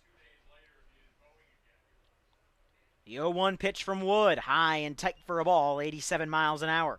On the delivery from Wood, it's 1-1 as Connor Udell, the Princeton Tiger who got the save in Game 1 of the semis, is warming up in the pen for the Suns behind Austin Wood. The Stetson Hatters 1-1 pitch is lined foul down the right side. It heads into the parking lot, and Wood a strike away from getting out of trouble here in the 6th inning with a 2-1 lead still intact. Meehan had the RBI single in the 4th. Would love to drive something here. 1 and 2, you got to protect against a good righty in Wood. A 1-2 pitch from Austin Wood is inside. It nearly hit Cam Meehan, but he takes it inside for a ball, and deuces are wild. It's still 2 balls, 2 strikes, and 2 outs. That'll back Meehan up off the plate. Interesting to see, do they go low and away here, maybe off speed, fastball, try to freeze Meehan. The 2-2 pitch coming from Austin Wood is a fly ball into left field. Townsend is there, he makes the catch, and the inning is over. Austin Wood gives up 3 base runners, but a big throw by Christian Pregent helps the Suns escape with a 2-1 lead. We go to the bottom of the 6th inning from DeLand. The Suns lead it 2-1.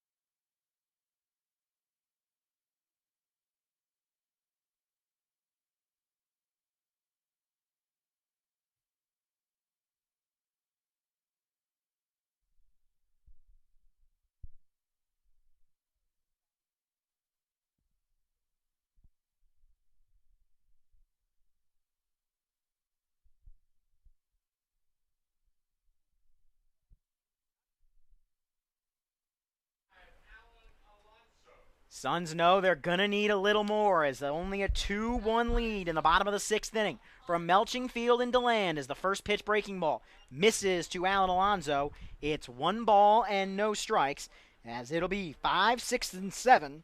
Alonso, Burke, and Wallace as they try to get something going against Whitehead. Count even 1-1. And Whitehead most likely will be able to call to go as long as he possibly can against this DeLand Suns team. Obviously, Chuck Shaw wants to save the pitching staff for a potential Game 3, but you also would love to end it here. Suns get something off of Whitehead as Alan Alonso motors around first. He'll stay there as the Suns have a leadoff base runner in the person of Alan Alonso, hit number 7 on the game for the DeLand Suns. They've got a runner on first with nobody out in the bottom of the 6th inning. For the Suns, it is just the second time today the leadoff runner's been on. The first guy, this guy, Joe Burke, who singled in the 4th, but then was left on 3rd as the Suns had runners at the corners, nobody out, and could not cash in. A Low-scoring championship series thus far. Burke fouls it off down the right side, and the count is 0-1. Put it this way, how low-scoring it's been. 8 runs between the two teams. The Suns scored 9 in the bottom of the 6th in last year's championship series, Game 3. The 0-1 will not come yet. Throw back to first, not in time to get the returning Alan Alonso. Alonso has some speed over there, but with a big hitter in Joe Burke, and who's scorching hot at the plate, you don't want to take the bat out of the hands of the slugging first baseman. 0-1 is a high fly ball deep into left field from Burke, but there is Luke Reedy. Back to first base goes Alan Alonso. Burke retired here in the 6th, and there's one gone for Garrett Wallace. That was a big first out there for Whitehead. You don't want things to snowball here in the 6th inning as he's working into his, we'll say he's through an inning, or he's through 2 innings now complete for the lefty from UCF, but we'll see what he can do now. Runner at first and Alonso, and it's a big insurance run that DeLand would love to cash in. Fly ball into right from Garrett Wallace on the first pitch. There to make the play is Meehan. He retires Wallace for out number 2 to bring up the DeLand third baseman in Tim Dixon, who's 0 for 2 today. Dixon began the string of 3 straight strikeouts that left Joe Burke and Garrett Wallace stranded at first and third in what could have been a massive inning for DeLand. Love a similar result here. Runner goes, but the pitch will be fouled off by Tim Dixon. Alonso probably had that base stolen, but Dixon had a pitch he liked and he hacked at it. He fouls it off. Back to first base goes Alonso, and the count is 0-1. Yeah, that's a tough thing as a hitter. You see your guy gets a good jump, and you want him to get a solid shot at getting himself in a scoring position, but Dixon didn't want to pass up the offering from the lefty Whitehead. The 0-1 pitch from Whitehead. Outside, snap throw back to first. Just back in safely is Alan Alonso. They nearly backpicked the third-year son at first base. And the count will go to 1-1, but the Suns barely keep the inning alive as Alonso gets his fingers in time on the back pick.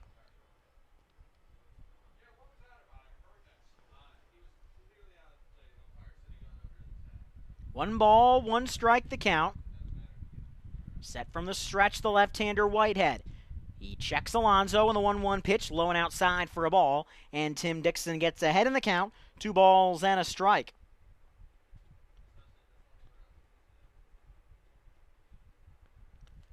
Now another throw over to first base by Whitehead. This one not nearly as close, back in time as Alonso, as the count remains 2-1. Suns looking to get a run across. Alonso stands at first as the 2-1 catches the outside corner at the letters, and it's deuces wild on Tim Dixon. 2 balls, 2 strikes, and 2 outs. It was a good pitch there. Now you got to locate something that Dixon can't do too much with on a 2-2 count. The 2-2, there goes the runner, but swung on and missed by Tim Dixon as Whitehead gets strikeout number 4 of his outing. We go to the top of the 7th inning. It's DeLand clinging to a 2-1 lead.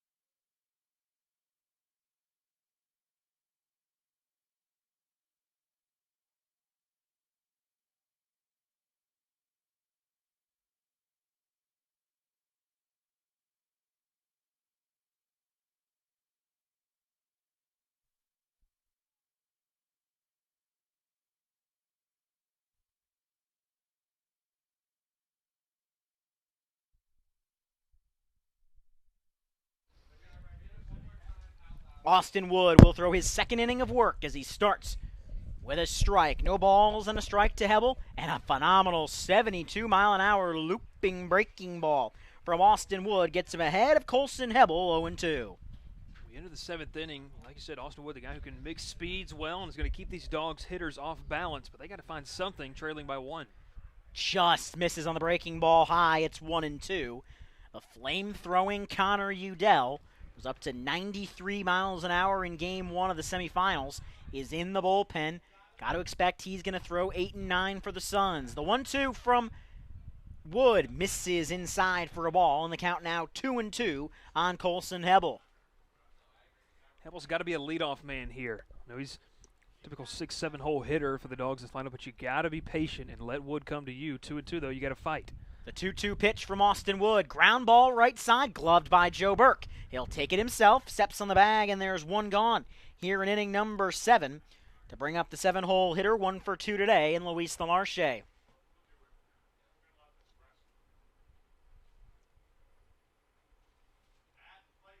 Yeah, Lamarche 1 for 2. He had the single that was cut down on a fielder's choice from Jack Matero, trying to get this bottom of the lineup to get something moving here for Winter Parks. The 7, 8, 9 hitters only have 1 hit combined. First pitch of the at-bat, low and outside from Wood, 1 ball, no strikes. 9-1-2 for the Suns after the stretch. Pregent, McNamara, and Fornari to try to either extend the lead or retake the lead, depending on what happens here in the top half. The 1-0 from Wood, outside again, and the count 2 balls and no strikes on Luis Lamarche. Got to be patient here, like I said. Wait Wood out. He's got a good fastball, and then like Ryan said earlier, he's going to break off a 72-mile-per-hour off speed, but you got to be ready for anything. 2 balls, no strikes from Wood. The 2-0 pitch, big swing and a miss. Went 88 miles an hour on that fastball. Lamarche swang over it, and it's 2 balls and a strike.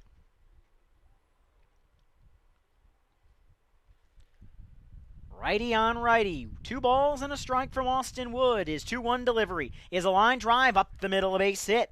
Winter Park has had a base runner in every inning since the 4th after going 9 up, 9 down to start the game. Lamarche is the tying run. He stands on first for Daniel Carinci. Lamarche singled last time. Same place, same result. He sent one line drive right back up the middle. One thing I liked about that at-bat, didn't try to do too much with it either. Stayed inside the baseball. And that'll set the stage here for Daniel Carinci, who provided some fireworks on the base pass last night. Can he get it done with the bat, though, here? A great defensive play to take away a run back in the first inning. Takes a pitch on the inside for a ball, 1-0. 88-mile-an-hour fastball from Wood misses the zone. It's a ball and no strikes on Daniel Carinci. Another similar situation, too. Lamarche was at first, Carinci at the plate, but he had a sinking line drive that Townsend came on and caught in left field.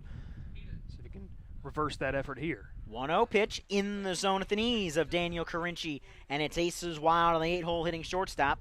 1 ball, 1 strike, and 1 out. Suns leading 2-1. Tying run at first.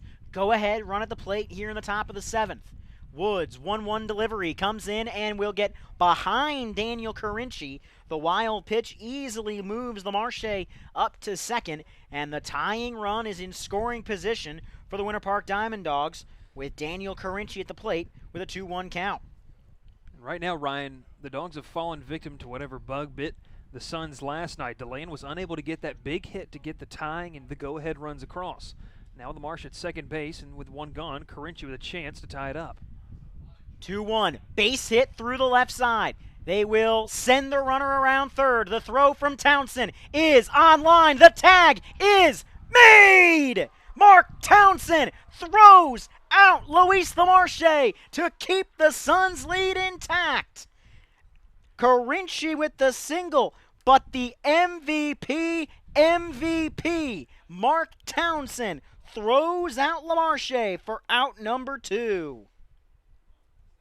Yeah, you know that the Suns have some good arms out there in the outfield as well, and Chuck Shaw willing to take the chance as Lamarche is going to be a little bit shaken up. Might have messed up some with his shoulder there as he kind of slid right into the leg guard, or the shin guard of the catcher Pregent, but that was a good play all the way around. I don't know if it's something with the arm or maybe the legs, but it's a tough play there. The Dogs will have Carinci at second base, but Ryan, personally, and I know that's why I'm in the booth and not on the field. Might not want to send him and been up to Gerardo and Miranda to see if he can do something. You'd had a good situation, first and third, only one gone. Miranda will be the pinch hitter, but he will face the flamethrower. Connor Udell will go for, in all likelihood, a 7-out save to try to get the Suns to tomorrow night. We'll be back with more in the top of the 7th. Runner on second, 2 outs, 2-1 Suns.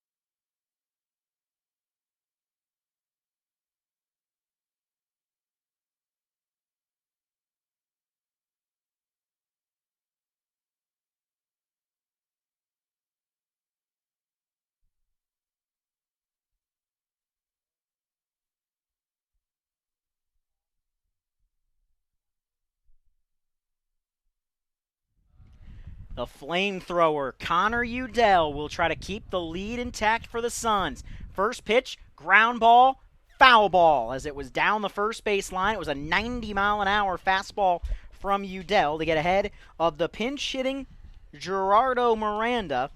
Given where he's hitting, it's not necessarily a pinch hit as much as it is he's entering the game as the designated hitter in place of Jack Matero, who was 0-2. We'll have to see what that means for Luis LaMarche, who came off the field, did go in for his under power, but he won't be available for the rest of the ball game. Some defensive replacements to come in the top half. Or the bottom 92 half. from Connor Udell on the inside corner, and it's no balls and 2 strikes on Gerardo Miranda. Can Big Red get out of a big spot for the Suns? The 0-2 from Udell. Line drive, base hit into right field. Alan Alonso will come up throwing to the plate. That throw is, they did it again! Alan Alonso throws out Carinci, and the Suns still lead it 2-1. What a play by Alan Alonso, who eats it coming off the field. What a throw from Alonso, and the Suns still lead it 2-1 as there is a very, very angry Daniel Carinci at home plate. We'll take a break. Bottom of the 7th coming up. It's still 2-1 Suns.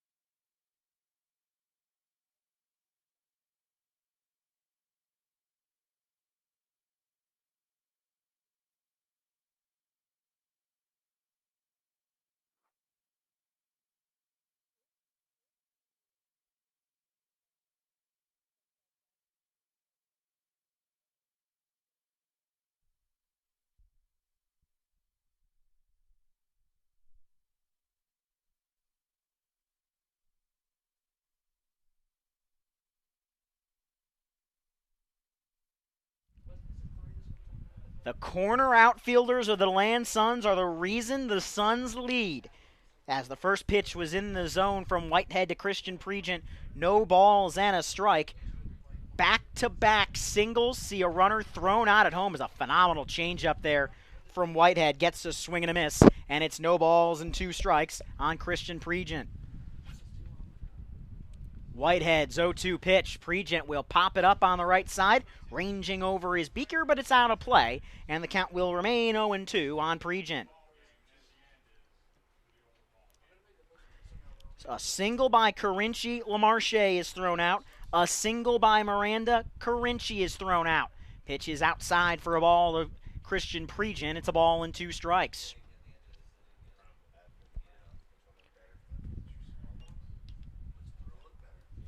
The 1-2 pitch outside again, and the count on Christian Pregent moves to 2 balls and 2 strikes. And Ryan, you said this last night about the Suns pitching staff. The Dawgs pitching staff trails at 2-1, but at no fault of their own. They've done a good job shutting down DeLand as we got later in this game. Pop up from Pregent, out of play as it clears the screen, and Pregent will remain at the plate for a 2-ball, 2-strike delivery. Bottom of the 7th inning, it's Pregent, McNamara, and Fornari to try to extend this DeLand lead. 2-1, bottom 7. Suns trying to force a Game 3 tomorrow night in Sanford.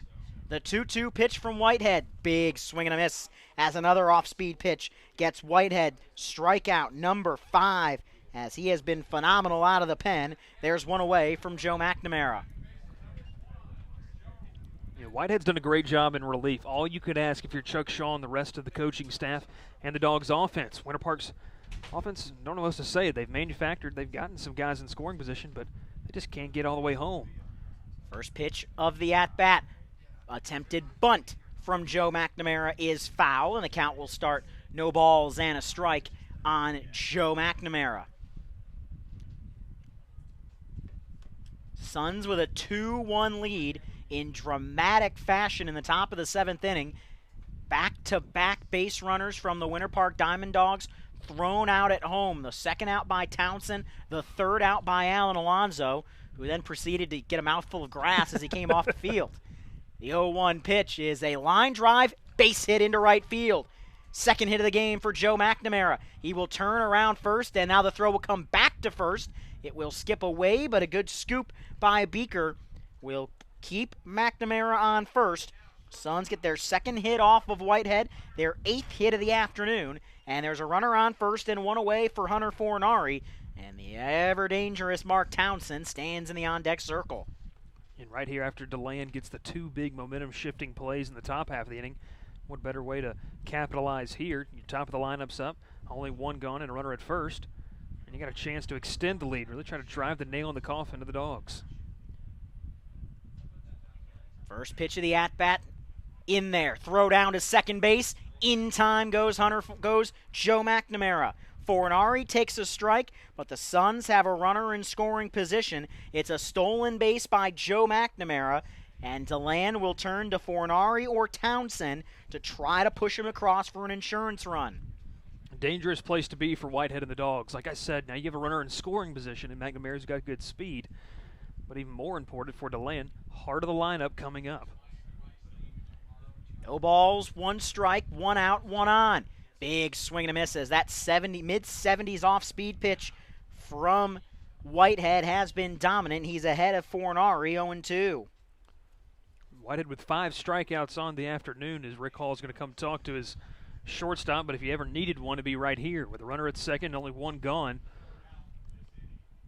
And a Winter Park offense that's just on the edge of trying to tie this ball game up. They've had multiple chances, but they've decided to test the arms, the cannons, I should say, of right fielder Alonso, the left fielder, that's Mark Townsend, and have come up empty. 2 base running mistakes over at third base. Might be a completely different ball game we were talking about as we get late here in the ball game, entering the bottom of the 7th inning. 2-1 Suns, bottom 7. Runner on second, 1 out, and an 0-2 count. The 0-2 to Fornari. Fouls it back to the screen, and will do another 0-2 delivery. Yeah, Whitehead went with a high fastball after breaking off the off-speed. That's a good sequence there. Now you have Fornari guessing of what you're going to throw. You're going to break off the 73-mile-per-hour curveball or give him the heat This hits about 84, 85. The 0-2 pitch from Whitehead is a tapper back to the mound. Whitehead will throw to third. Now they've got McNamara in a rundown. McNamara dances out of the way. Now McNamara will turn. They will tag McNamara. Now a throw back to first will not come. They are going to rule McNamara out as the medical staff will come out and look at McNamara. So a fielder's choice puts Fornari aboard. Run around first with 2 outs for Mark Townsend, as Rick Hall is going to try to say there was some sort of interference on the play by the Diamond Dogs. Rick Hall arguing his case, but he accepts the explanation he's given. He has a couple extra words as he's walking away, but the inning will continue. Now the runner on first instead of second, and Mark Townsend at the plate.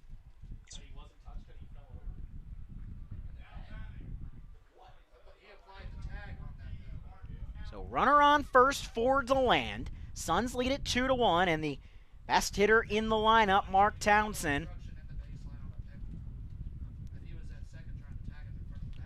It's a big at-bat for Townsend. He came through. It was back in the 3rd inning. That was a big RBI. First pitch pops straight up in the air. Cabrera ditches the mask, but sees it out of play, and the count on Townsend starts no balls and a strike.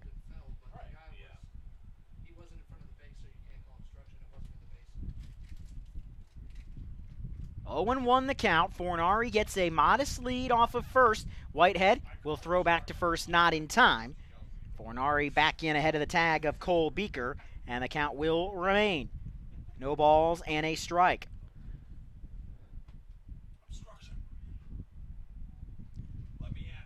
The 0-1 pitch misses the zone for a ball to Townsend. 1 ball and 1 strike. Top of the order coming up for Winter Park against Udell in the 8th. Pickoff throw to first, back standing up is Fornari. And Ryan, we talked about it earlier. What would the bullpen kind of plan look like for Winter Park? Was Whitehead is getting later into this game, later into his pitch count.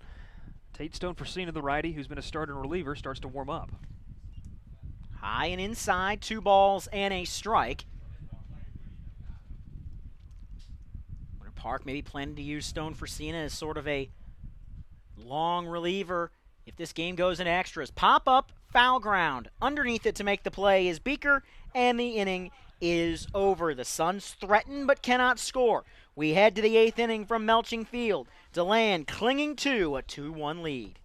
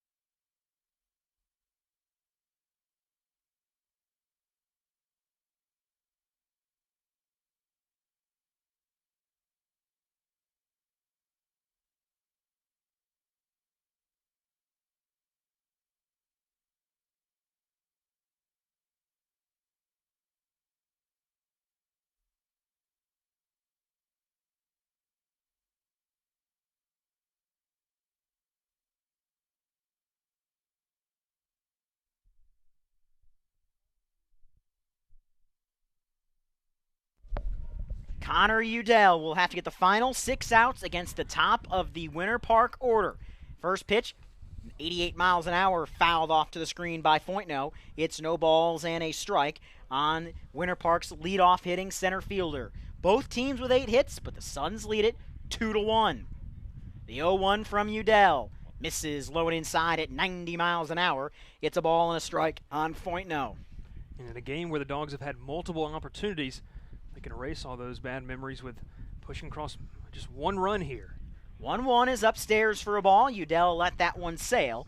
And the count now 2 balls and a strike on Winter Park's leadoff hitter.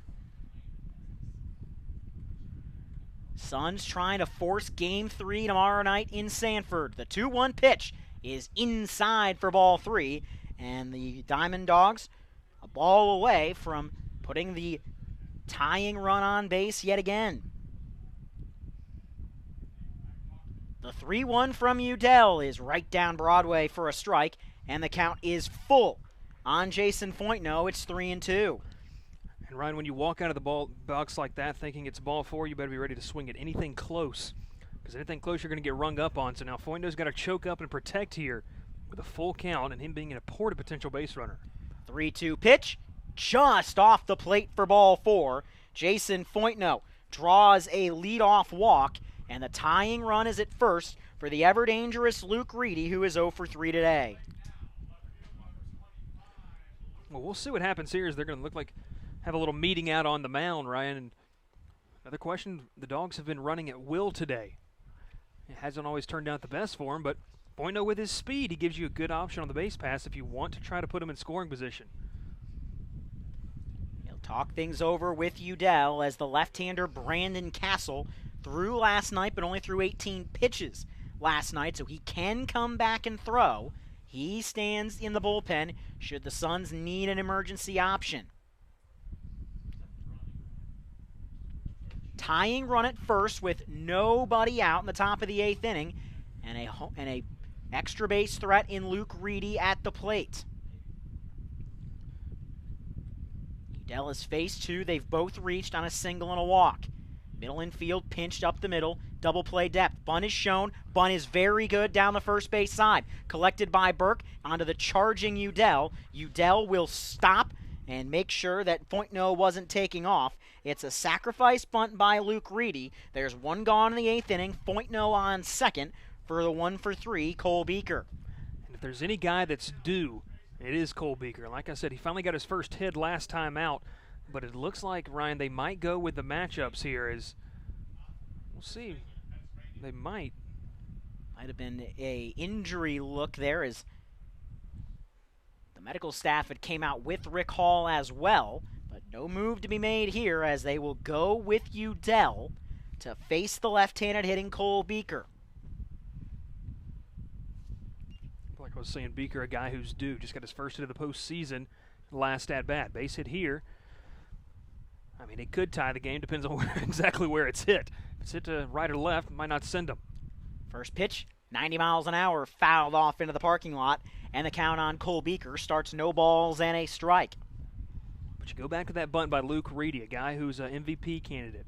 Extra base hit kind of guy, lays down the bunt, plays unselfish baseball, and now he's giving his team a chance to try to tie it. Udell, 91 miles an hour, high and outside for a ball. It's aces wild to Cole Beaker, 1 ball, 1 strike, and 1 out. DeLand's defense has been the story today. They lead it 2-1 in the 8th. The 1-1 from Udell, fouled off down the left side, and the count on Beaker runs to 1-2 with Luis Cabrera standing in the on-deck circle. And right now, if you're Cole Beaker, you've got to protect against anything close. He's got a good off-speed. He's got a good fastball. You got to be able to choke up the bat right here and just try to put something in play and give yourself a chance to try to manufacture something. Udell's 1-2 pitch. Ground ball to the right side. Collected by McNamara. His throw to first is in time. It gets Foytno over to third and brings up Luis Cabrera. It is runner on third, 2 outs, top of the 8th inning, and Luis Cabrera will try to tie this game for the Winter Park Diamond Dogs. And Ryan, I don't know if there's another guy in this lineup that you want with a potential game on the line here in the top of the 8th inning other than Luis Cabrera. Time after time, he's shown the ability to be clutch. Winter Park hoping one more time he can do it here with a speedy Foytno at third and a guy who doesn't strike out too often, Luis Cabrera. Got to be able to protect, though, as in the righty-on-righty matchup. Suns looking to get out of the inning and get within 3 outs of a Game 3. First pitch, base hit, and we're tied. An RBI single by Luis Cabrera scores Jason Foytno, and this game is all square at 2 here in the top of the 8th inning, and the go-ahead run in Cabrera is on first for Cam Meehan. Well, Ryan, it took a little bit of a while there, but the Dogs finally figured out how to cross home plate safely. There was no chance Townsend was going to throw him out on that one, and finally, after what seems like it's been a while, Cabrera singles, and his former teammate at Kissimmee High School, Brian Carullo, is going to head down to the bullpen. First pitch, fouled off. It's 0-1, and break glass in case of emergency is warming up in the pen for the DeLand Suns. It's the Game 2 starter, the longest pitcher of Game 2 for the Suns. It's Cole Beverlin, the right-hander, warming up in the pen for the Suns. They know they've got to win tonight. That's the danger in Carullo. You're getting him loose with the hope that you take the lead. The 0-1 is lined into center. Late break, but a catch by Tim Dixon, and the inning is over. But an RBI single by Luis Cabrera, and the next run may decide this game. Through 7.5, we're tied at 2.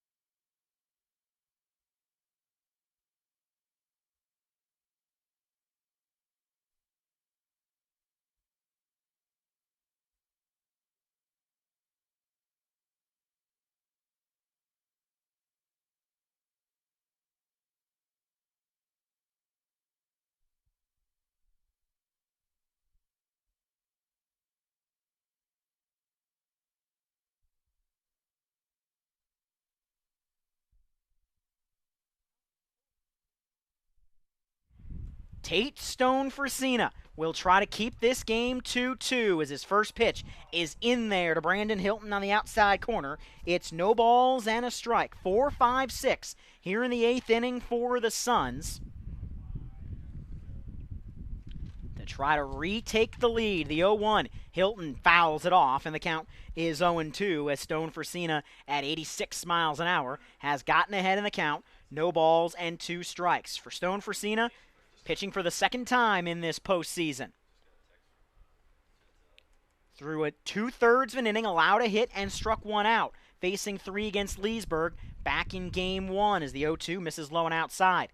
On the season, 1-3 with a 1.78 ERA, 35 1/3 innings, 27 strikeouts. But all 3 of those losses came to the DeLand Suns. The 1-2 outside for a ball. It's 2 balls and 2 strikes. He's only allowed 2 earned runs in 12 innings against the Suns, but in those 2 games, his teammates scored a grand total of 0 runs. It's been well documented the struggles the offense has had, but Fresina right here working with a tie. In fact, his 3 losses, he's thrown 16 1/3 innings, allowed 4 earned runs, and the Winter Park Diamond Dogs have not scored a run in any of those 3 games. 2 balls and 2 strikes to Hilton, the 2-2. Misses outside for a ball, and the count is full on Brandon Hilton. 3 balls and 2 strikes. Behind Hilton, Alan Alonso and Joe Burke, both of whom are 1 for 3 today. Fresina's 3-2 pitch is in there, strike 3. Brandon Hilton falls to 1 of 13 with 8 strikeouts in the playoffs. And there's 1 gone in the 8th inning for Alan Alonso as he'll try to jumpstart the Suns' offense here in the bottom of the 8th. Yeah, good pitch there from Fresina. Just kind of froze Hilton. Wasn't really looking for the fastball. Low and inside there, but it caught the corner, and a good pitch by the righty, but now he's going to have to go to work against Alonso, who provided some fireworks defensively. We'll look to do the same with the bat here, and at what is now a tie ball game, 2-2. 2-2, bottom of the 8th inning from Melching Field.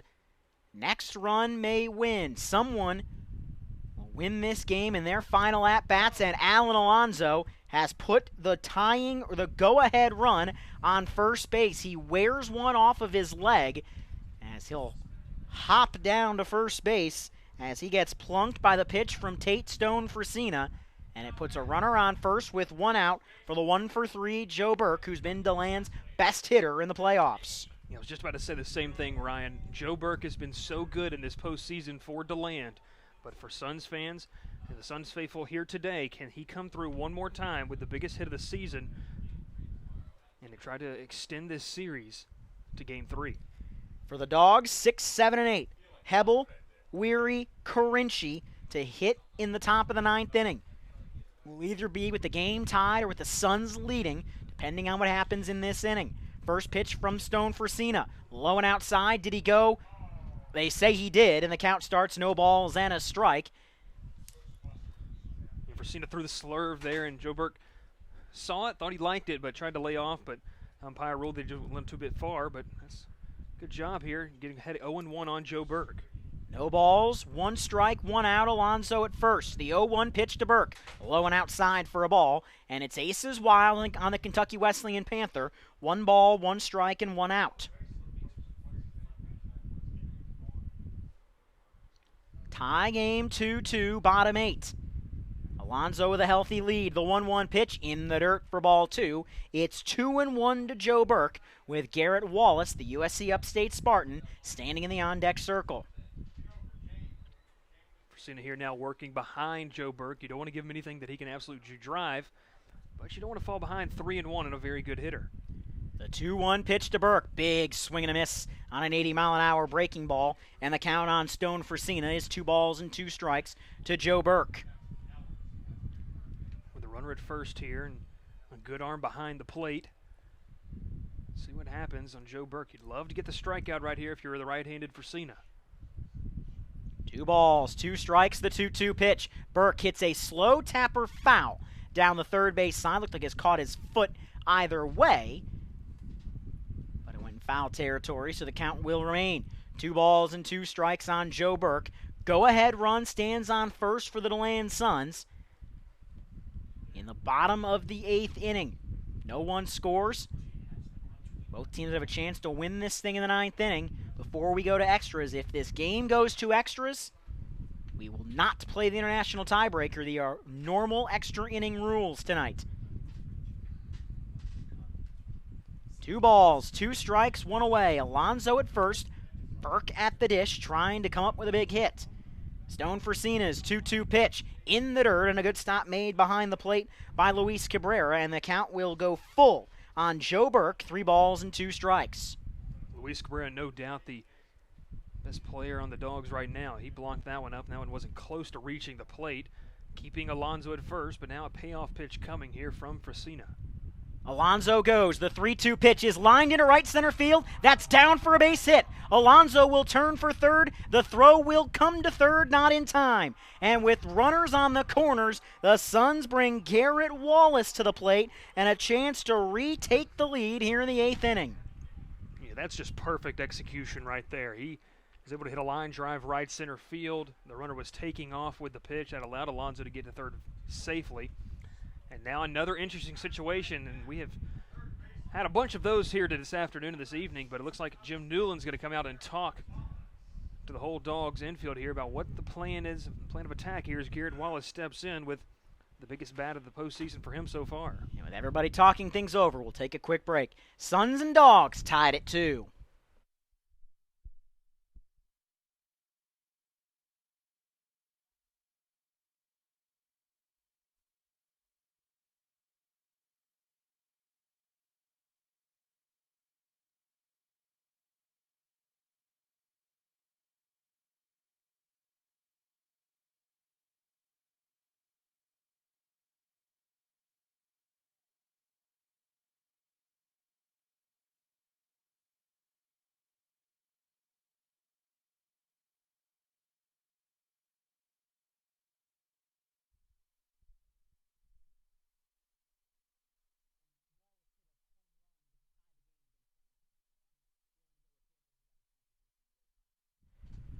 The first pitch to Garrett Wallace is in the zone for a strike, 0-1 on a breaking ball from Tate Stone Frasina.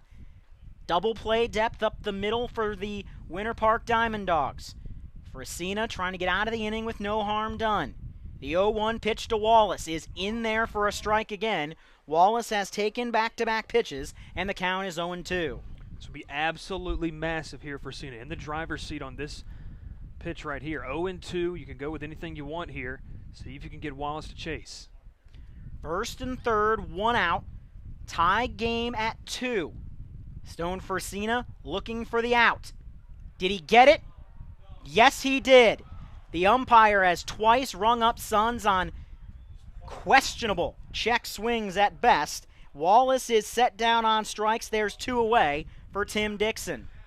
Luis Cabrera might have helped his own calls there too, Ryan. He pointed down to the first base umpire to check it and was urging it like he wanted him to make the call. But now that makes matters even more difficult here for the Suns. First and third, now 2 gone.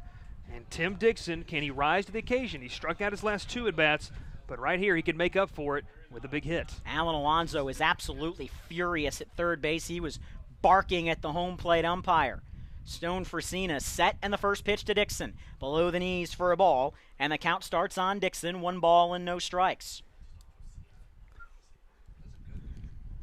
Alonso was fuming down there at third. He's been the guy probably most vocal about wanting to pull this off. The 1-0 breaking ball high and tight for ball 2. It's 2 balls and no strikes on Tim Dixon.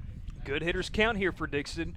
You could almost sit on the fastball right here, 2-0. You know you're going to get something good to hit right here with Frasina not wanting to make it a 3-0 count. The 2-0 swung on and missed at a ball that probably would have been ball 3 as Dixon tried to golf it out. He was unsuccessful, and the count now 2 balls and a strike on the 8-hole hitter in Dixon. Runners at the corners, 2 outs. Tie game at 2. 2 runs on 9 hits for both clubs. The 2-1 low and outside, and it's 3 balls and a strike on Tim Dixon. Christian Pregent standing in the on-deck circle. He struck out his last 2 at-bats, but he absolutely crushed a baseball. Ended up being a fly out to center field back in the 3rd. He might have a chance here if Dixon can reach. 3 balls and a strike to Dixon. Burke at first as time is called. Alan Alonso is the go-ahead run on third base for the Suns. Top 9 for Winter Park, Hebel, Weary, Carinci. From the stretch, the 3-1 from Stone Frasina is a chopper foul down the third base side, and the count is full on Tim Dixon, 3 balls and 2 strikes. Joe Burke will move with the pitch. Like you said, Ryan, runners are going to be in motion. Burke will take off. If Dixon finds a gap, might be able to get a little insurance. But for Frasina right here, all you got to pay attention to is the hitter and Tim Dixon with a big payoff pitch coming. The 3-2 pitch is inside ball 4. Just missed on the inner half, and Tim Dixon draws a walk here in the 8th inning, and the bases are loaded for Christian Pregent, which means the Suns are going to get the top of their order either this inning or the next, which means that in a 2-2 ball game or trailing, Mark Townsend's going to get one more shot for the DeLand Suns. But now all the attention is on Christian Pregent. Bases loaded, 2 outs, bottom of the 8th inning. First pitch breaking ball right down Broadway for a strike, and Stone Frasina is ahead, no balls and a strike. Yeah, good pitch there from Fresina. You know you got the bases loaded, adrenaline pumping, but you got to focus on the batter in Pregent. The 0-1 pitch from Stone Fresina in the dirt for a ball, and the count on Christian Pregent is 1 ball and 1 strike.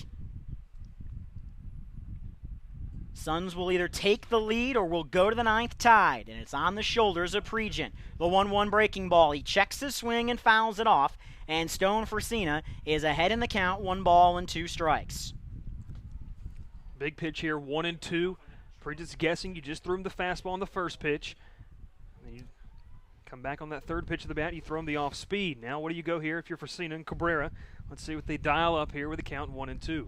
1 ball, 2 strikes, 2 outs. Bases loaded in a 2-2 ball game. Stone Fresina deals the 1-2 pitch. It's fouled off down the right side. It'll head into the parking lot, and we'll do another 1-2 delivery to the Stetson Hatter incoming freshman in Christian Pregent. Good crowd on hand here this afternoon for a great baseball game that we've been able to watch. And right now, one of the biggest moments in the game. The 1-2 pitch is inside to Pregent, and it's deuces wild to the Stetson catcher. 2 balls, 2 strikes, and 2 outs. Any kind of base runner gives the Suns the lead, and out sends us tied to the 9th. The 2-2 pitch to Pregent is in there, strike 3, inning over. Yeah, 3 strikeouts from Stone Fresina, and we go to the top of the 9th inning, tied at 2, Winter Park and DeLand.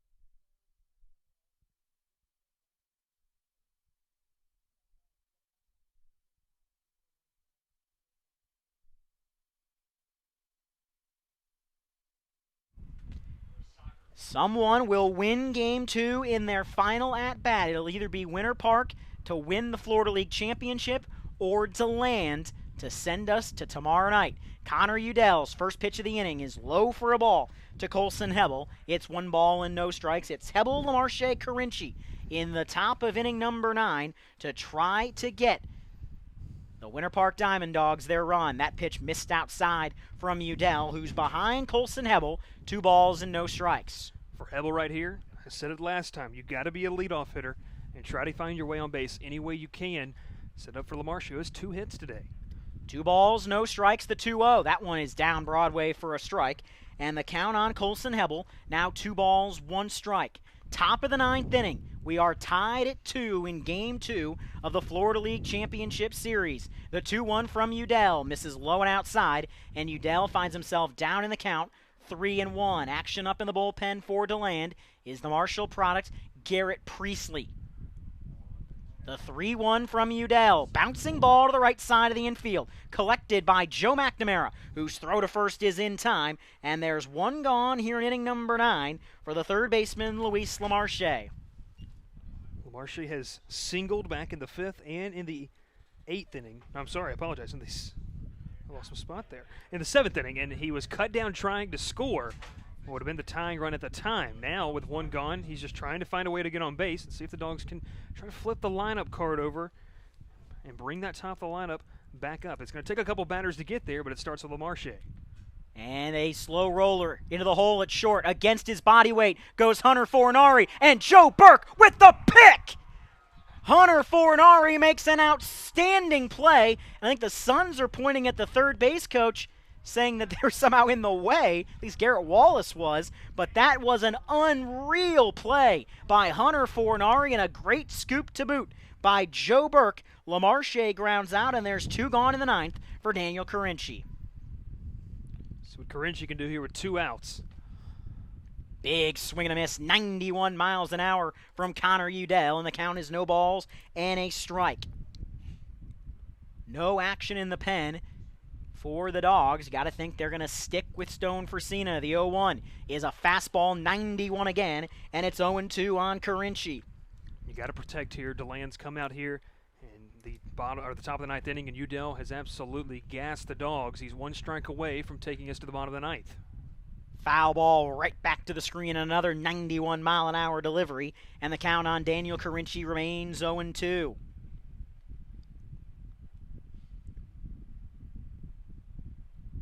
Suns looking to give themselves a chance to walk it off into Game 3.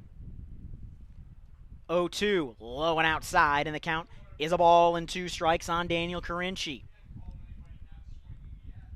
If this game goes to a Game 3, tomorrow night, 6:30 in Sanford. Winner take all. The 1-2 is fouled off again by Carinci, and the at-bat remains a ball and 2 strikes. Carinci late on the 91-mile-per-hour fastball, and Udell's got a good one, but you got to be prepared for that off speed. And now 1-2, you're still guessing if you're Carinci. You got to be able to look fastball and adjust off speed.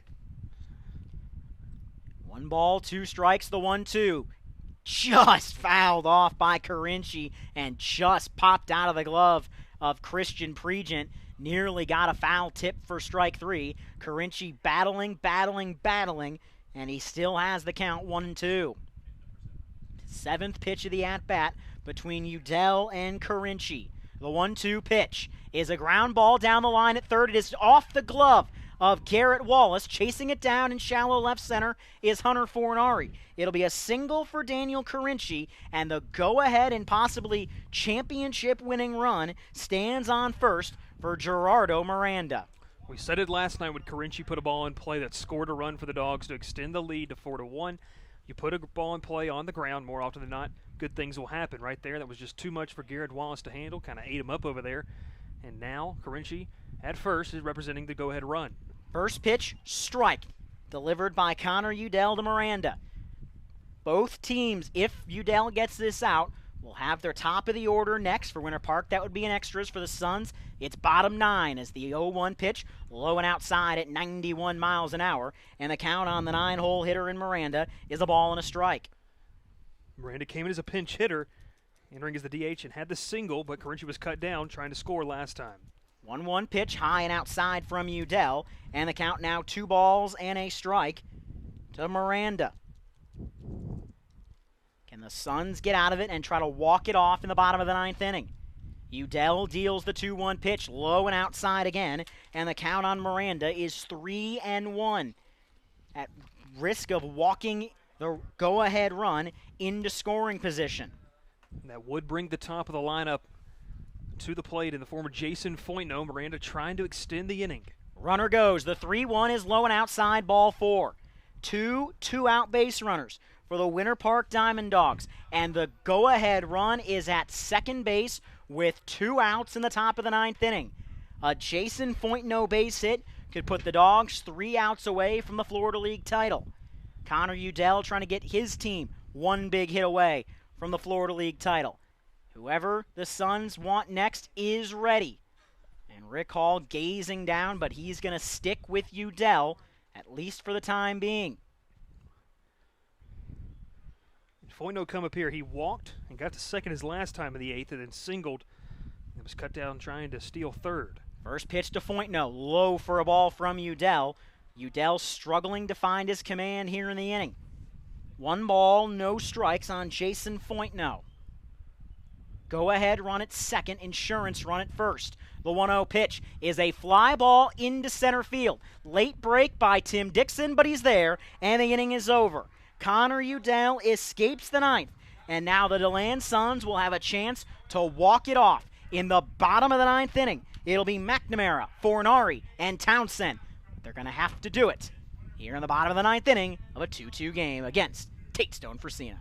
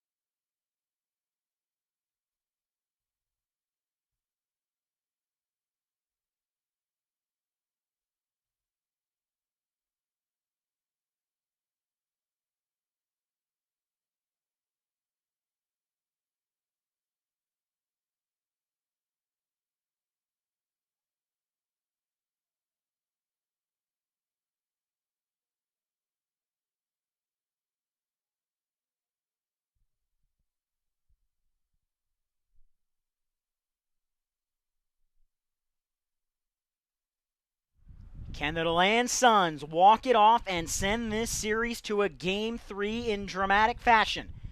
It's the top of the order against Tatestone Fresina. McNamara, Fornari, Townsend. First pitch to Joe McNamara is right down Broadway at 86 miles an hour. No balls and a strike. For Fresina here, you got to settle down. You know that you have the heart of this lineup coming up, like Ryan said, but you got to throw strikes, give yourself a chance. The 0-1 to McNamara. Big swing and a miss on an off-speed pitch. And Fresina now ahead in the count. 0-2. And you got to think at this point for Winter Park, the plan is thus. Tie game, Stone Fresina. Take the lead, Carullo. Yeah, Carullo's warming up in the case the Dogs are able to take the lead at the top of the 9th, but it's going to be Fresina's game unless something changes. The 0-2 just off the plate for a ball to McNamara. And it's 1-2. McNamara has sequenced. Strikeout single, strikeout single. Fornari with a hit, Townsend with 2 behind him. The 1-2 pitch is a high pop fly into shallow left. Back is the shortstop, and he caught it on an excellent play coming over his shoulder. Might have been Reedy's ball, but Carinci makes the catch in shallow left, and there's 1 gone in the 9th for Hunter Fornari. Yeah, nice play by Daniel Carinci. Like Ryan said, he ventured probably a little bit too far out there, but Luke Reedy didn't get a good read on it. But Carinci right there, over the shoulder grab. That's a big out number 1 here in the bottom of the 9th. Hunter Fornari is 1 for 4 today. A ground out, a single, a fly out, and a fielder's choice. First pitch of the at-bat to Fornari. A fastball 88 miles an hour on the outer edge for a strike. And the count is 0-1 on the FGCU Eagle. Action has stopped in the Suns bullpen. We'll see if it means more Udell or a move. The 0-1 is a fly ball into shallow right field. Playable. Second baseman back. Right fielder. That ball will be caught by the retreating Colson Hebel. And there's 2 gone in the 9th inning for Mark Townsend. 2 for 4 today, and he'll try to remain hot for the Suns to try to get the go-ahead run on for Brandon Hilton.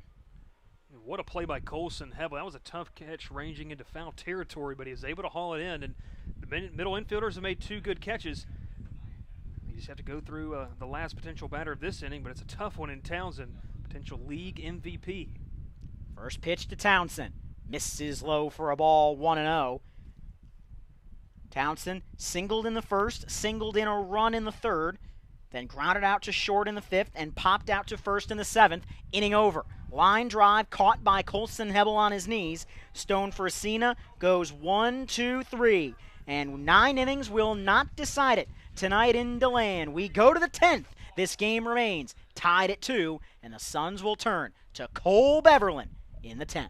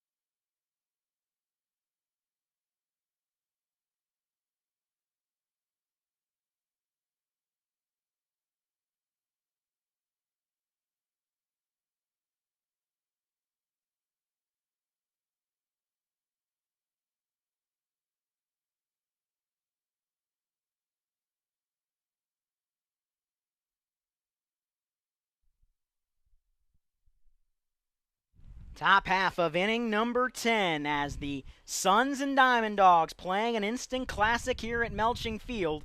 19 hits between the two teams, but just 4 runs.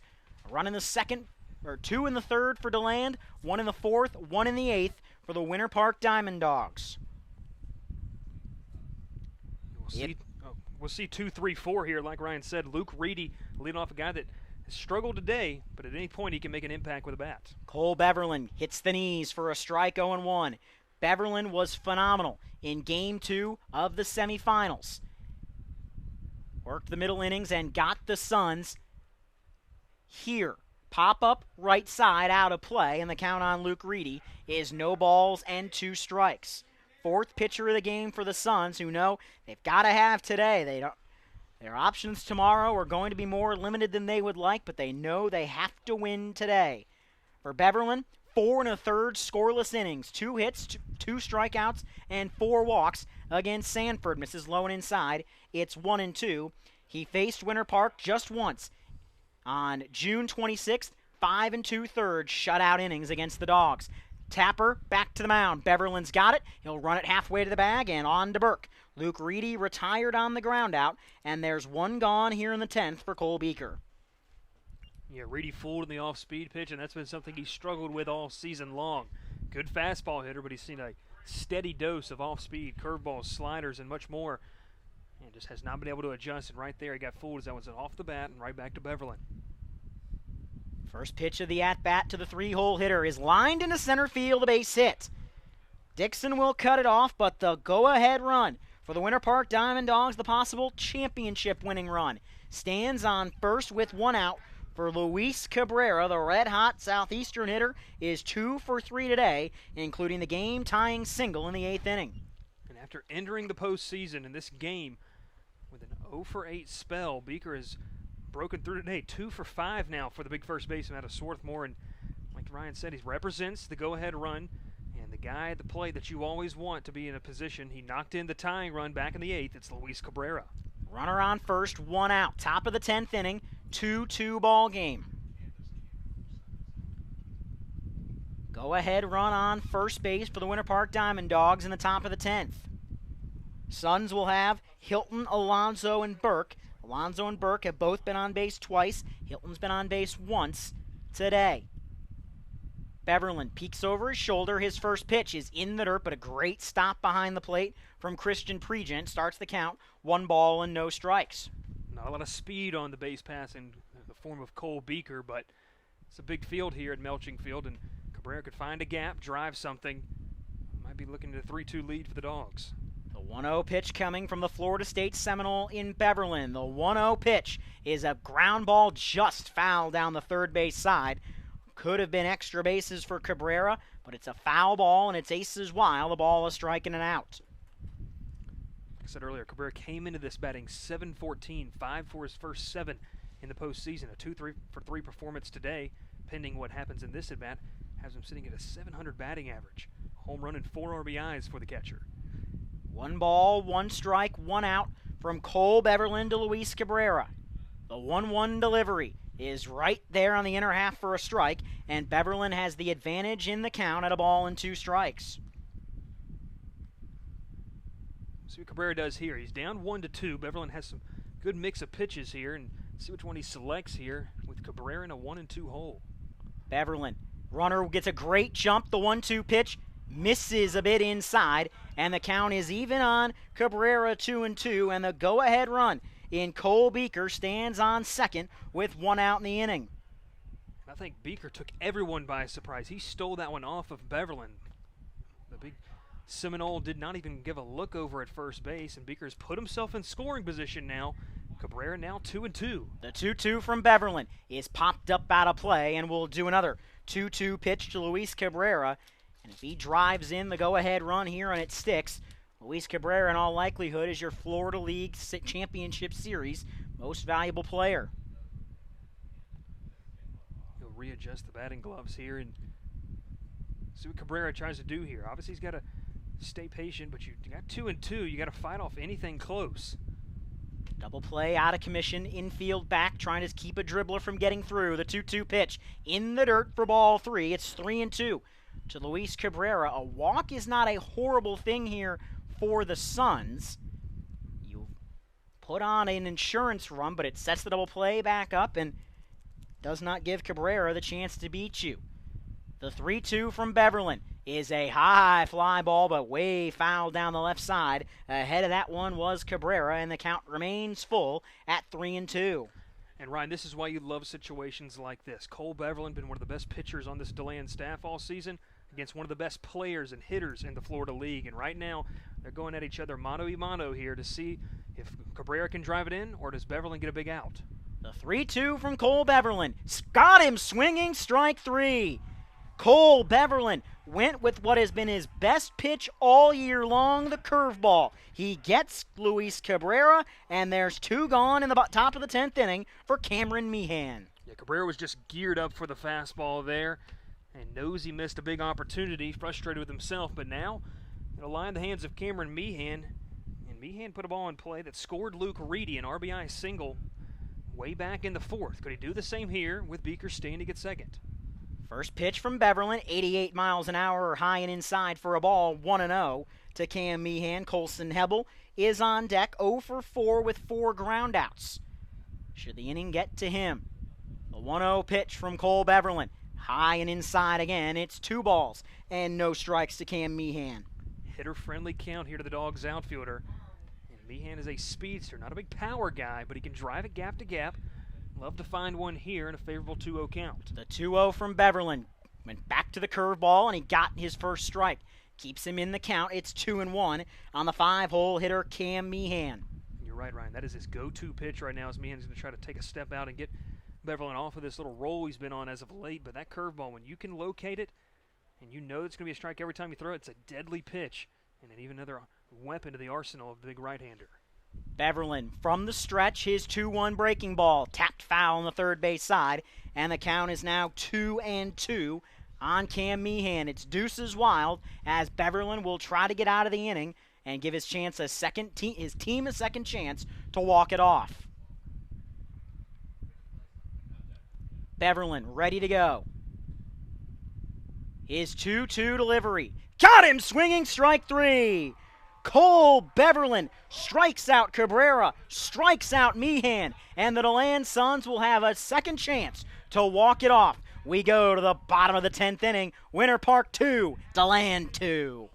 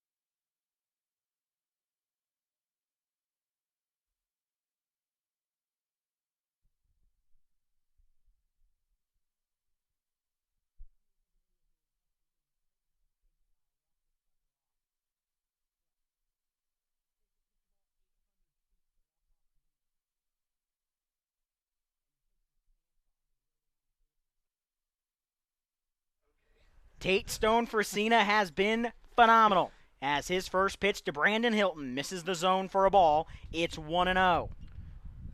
Korea was getting warm once again in the top half of the inning, but the Dogs were not able to push across a run. So once again, Fresina will be called on to try to pitch until we have a winner. Back-to-back pitches have missed the zone to Brandon Hilton. 2 balls and no strikes.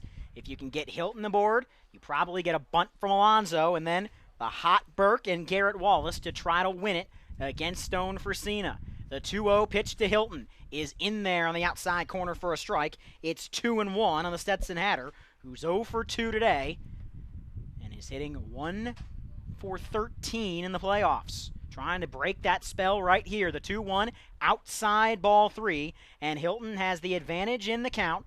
3 balls and a strike. It's a great hitter's count here for Hilton. He struck out looking his last 2 plate appearances. For Cena, you want to come to the big lefty, but you don't want to give something with a guy the power potential that Hilton has.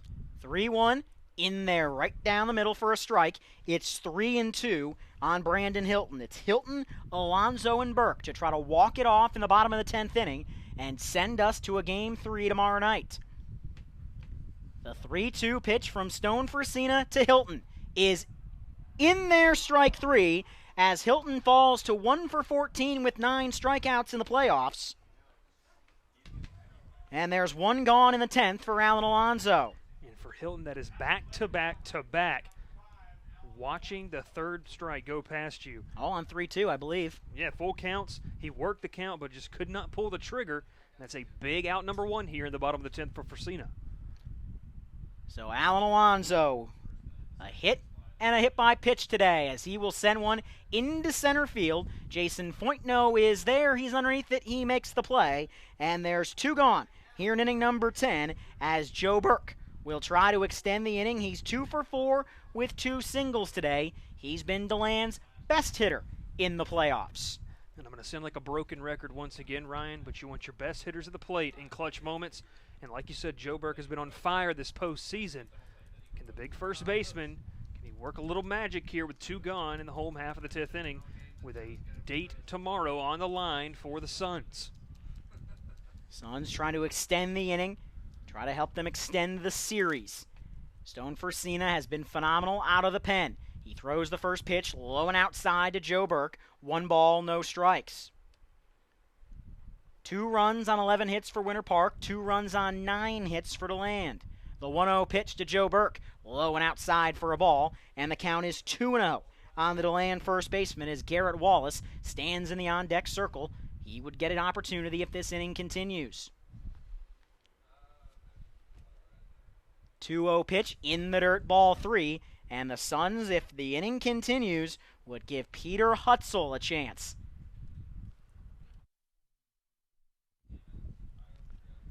And Hutzel, a guy who has shown time and time again why he's a threat with the bat. He'd be a dangerous hitter for the Dogs to face, but first Burke's got to reach, but he's got a 3-0 count. Burke reaches. The winning run is at first with 2 outs in the bottom of the 10th inning. And the Suns, one of their best run producers in the regular season, Peter Hutzel, will step to the plate against Tate Stone Fresina. Behind Hutzel is Tim Dixon. Should the inning continue past that, Garrett Wallace was 1 for 4 with a single and 2 strikeouts. Hutzel, a guy, you could say that he has Winter Park's number in a July 4th matchup. A month ago from today, he sent a ball into the trees at TFA in what ended up being a Suns loss. One right here would put Suns in a playoff game in a game 3 that would mean a lot. First pitch to Hutzel. It is in the zone on the outer half for a strike, 0-1. Righty versus lefty. Stone Fresina versus Hutzel, who will enter the game at third. The 0-1 pitch. Hutzel golfs one out and cannot connect as he's only had 1 at-bat in the last 4 games, trying to work off the rust as the count on Hutzel is 0-2. Ugly swing there from Hutzel. Fresina has him exactly where he wants him here. He can do a lot here. Good pitch selection for the right-hander. The 1-2 pitch, the 0-2 pitch misses low and outside, and the count on Peter Hutzel is a ball and 2 strikes. Not a bad look from the righty. He laid off of it, though, and now Hutzel guessing here, 1-2. A 1-2 pitch from Tate Stone Fresina. He deals high and outside, and the count on Peter Hutzel has gone deuces wild. 2 balls, 2 strikes, and 2 outs.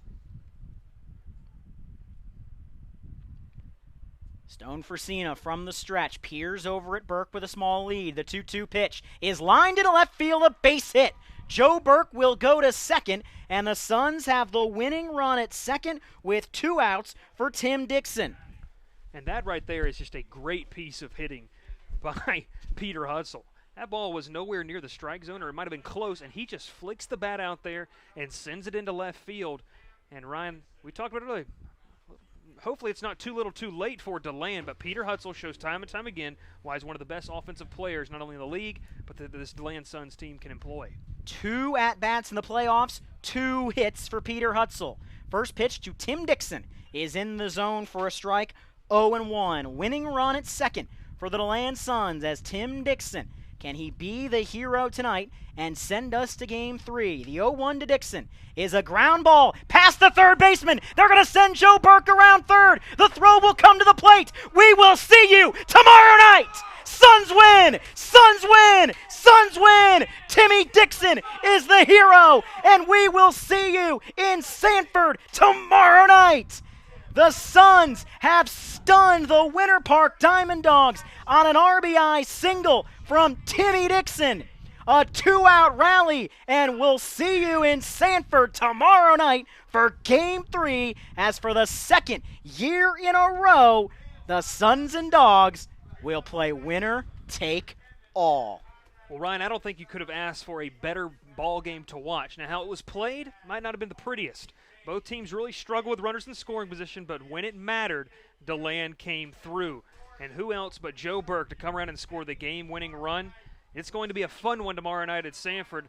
Hope you all can tune in. And, Ryan, I don't think the heroics are quite over yet. The DeLand Suns stun the Winter Park Diamond Dogs 3-2 in the bottom of the 10th inning on a walk-off single by Tim Dixon. Single by Burke, single by Hutzel, single by Dixon, and the Suns have stunned Winter Park. Ladies and gentlemen, this series deserves Game 3, and we're going to get it tomorrow night here in Sanford. It's going to be the Suns and the Dogs for the second year in a row, winner take all. For the entire crew here at Melching Field in DeLand for the final time, your final score, DeLand 3, Winter Park 2. For For everyone here at the broadcast, for Bryce Kuhn, I'm Ryan Murphy saying, may green be the grass beneath you, may blue be the skies above you, and may tomorrow be as fun as today. We go to Game 3 tomorrow night.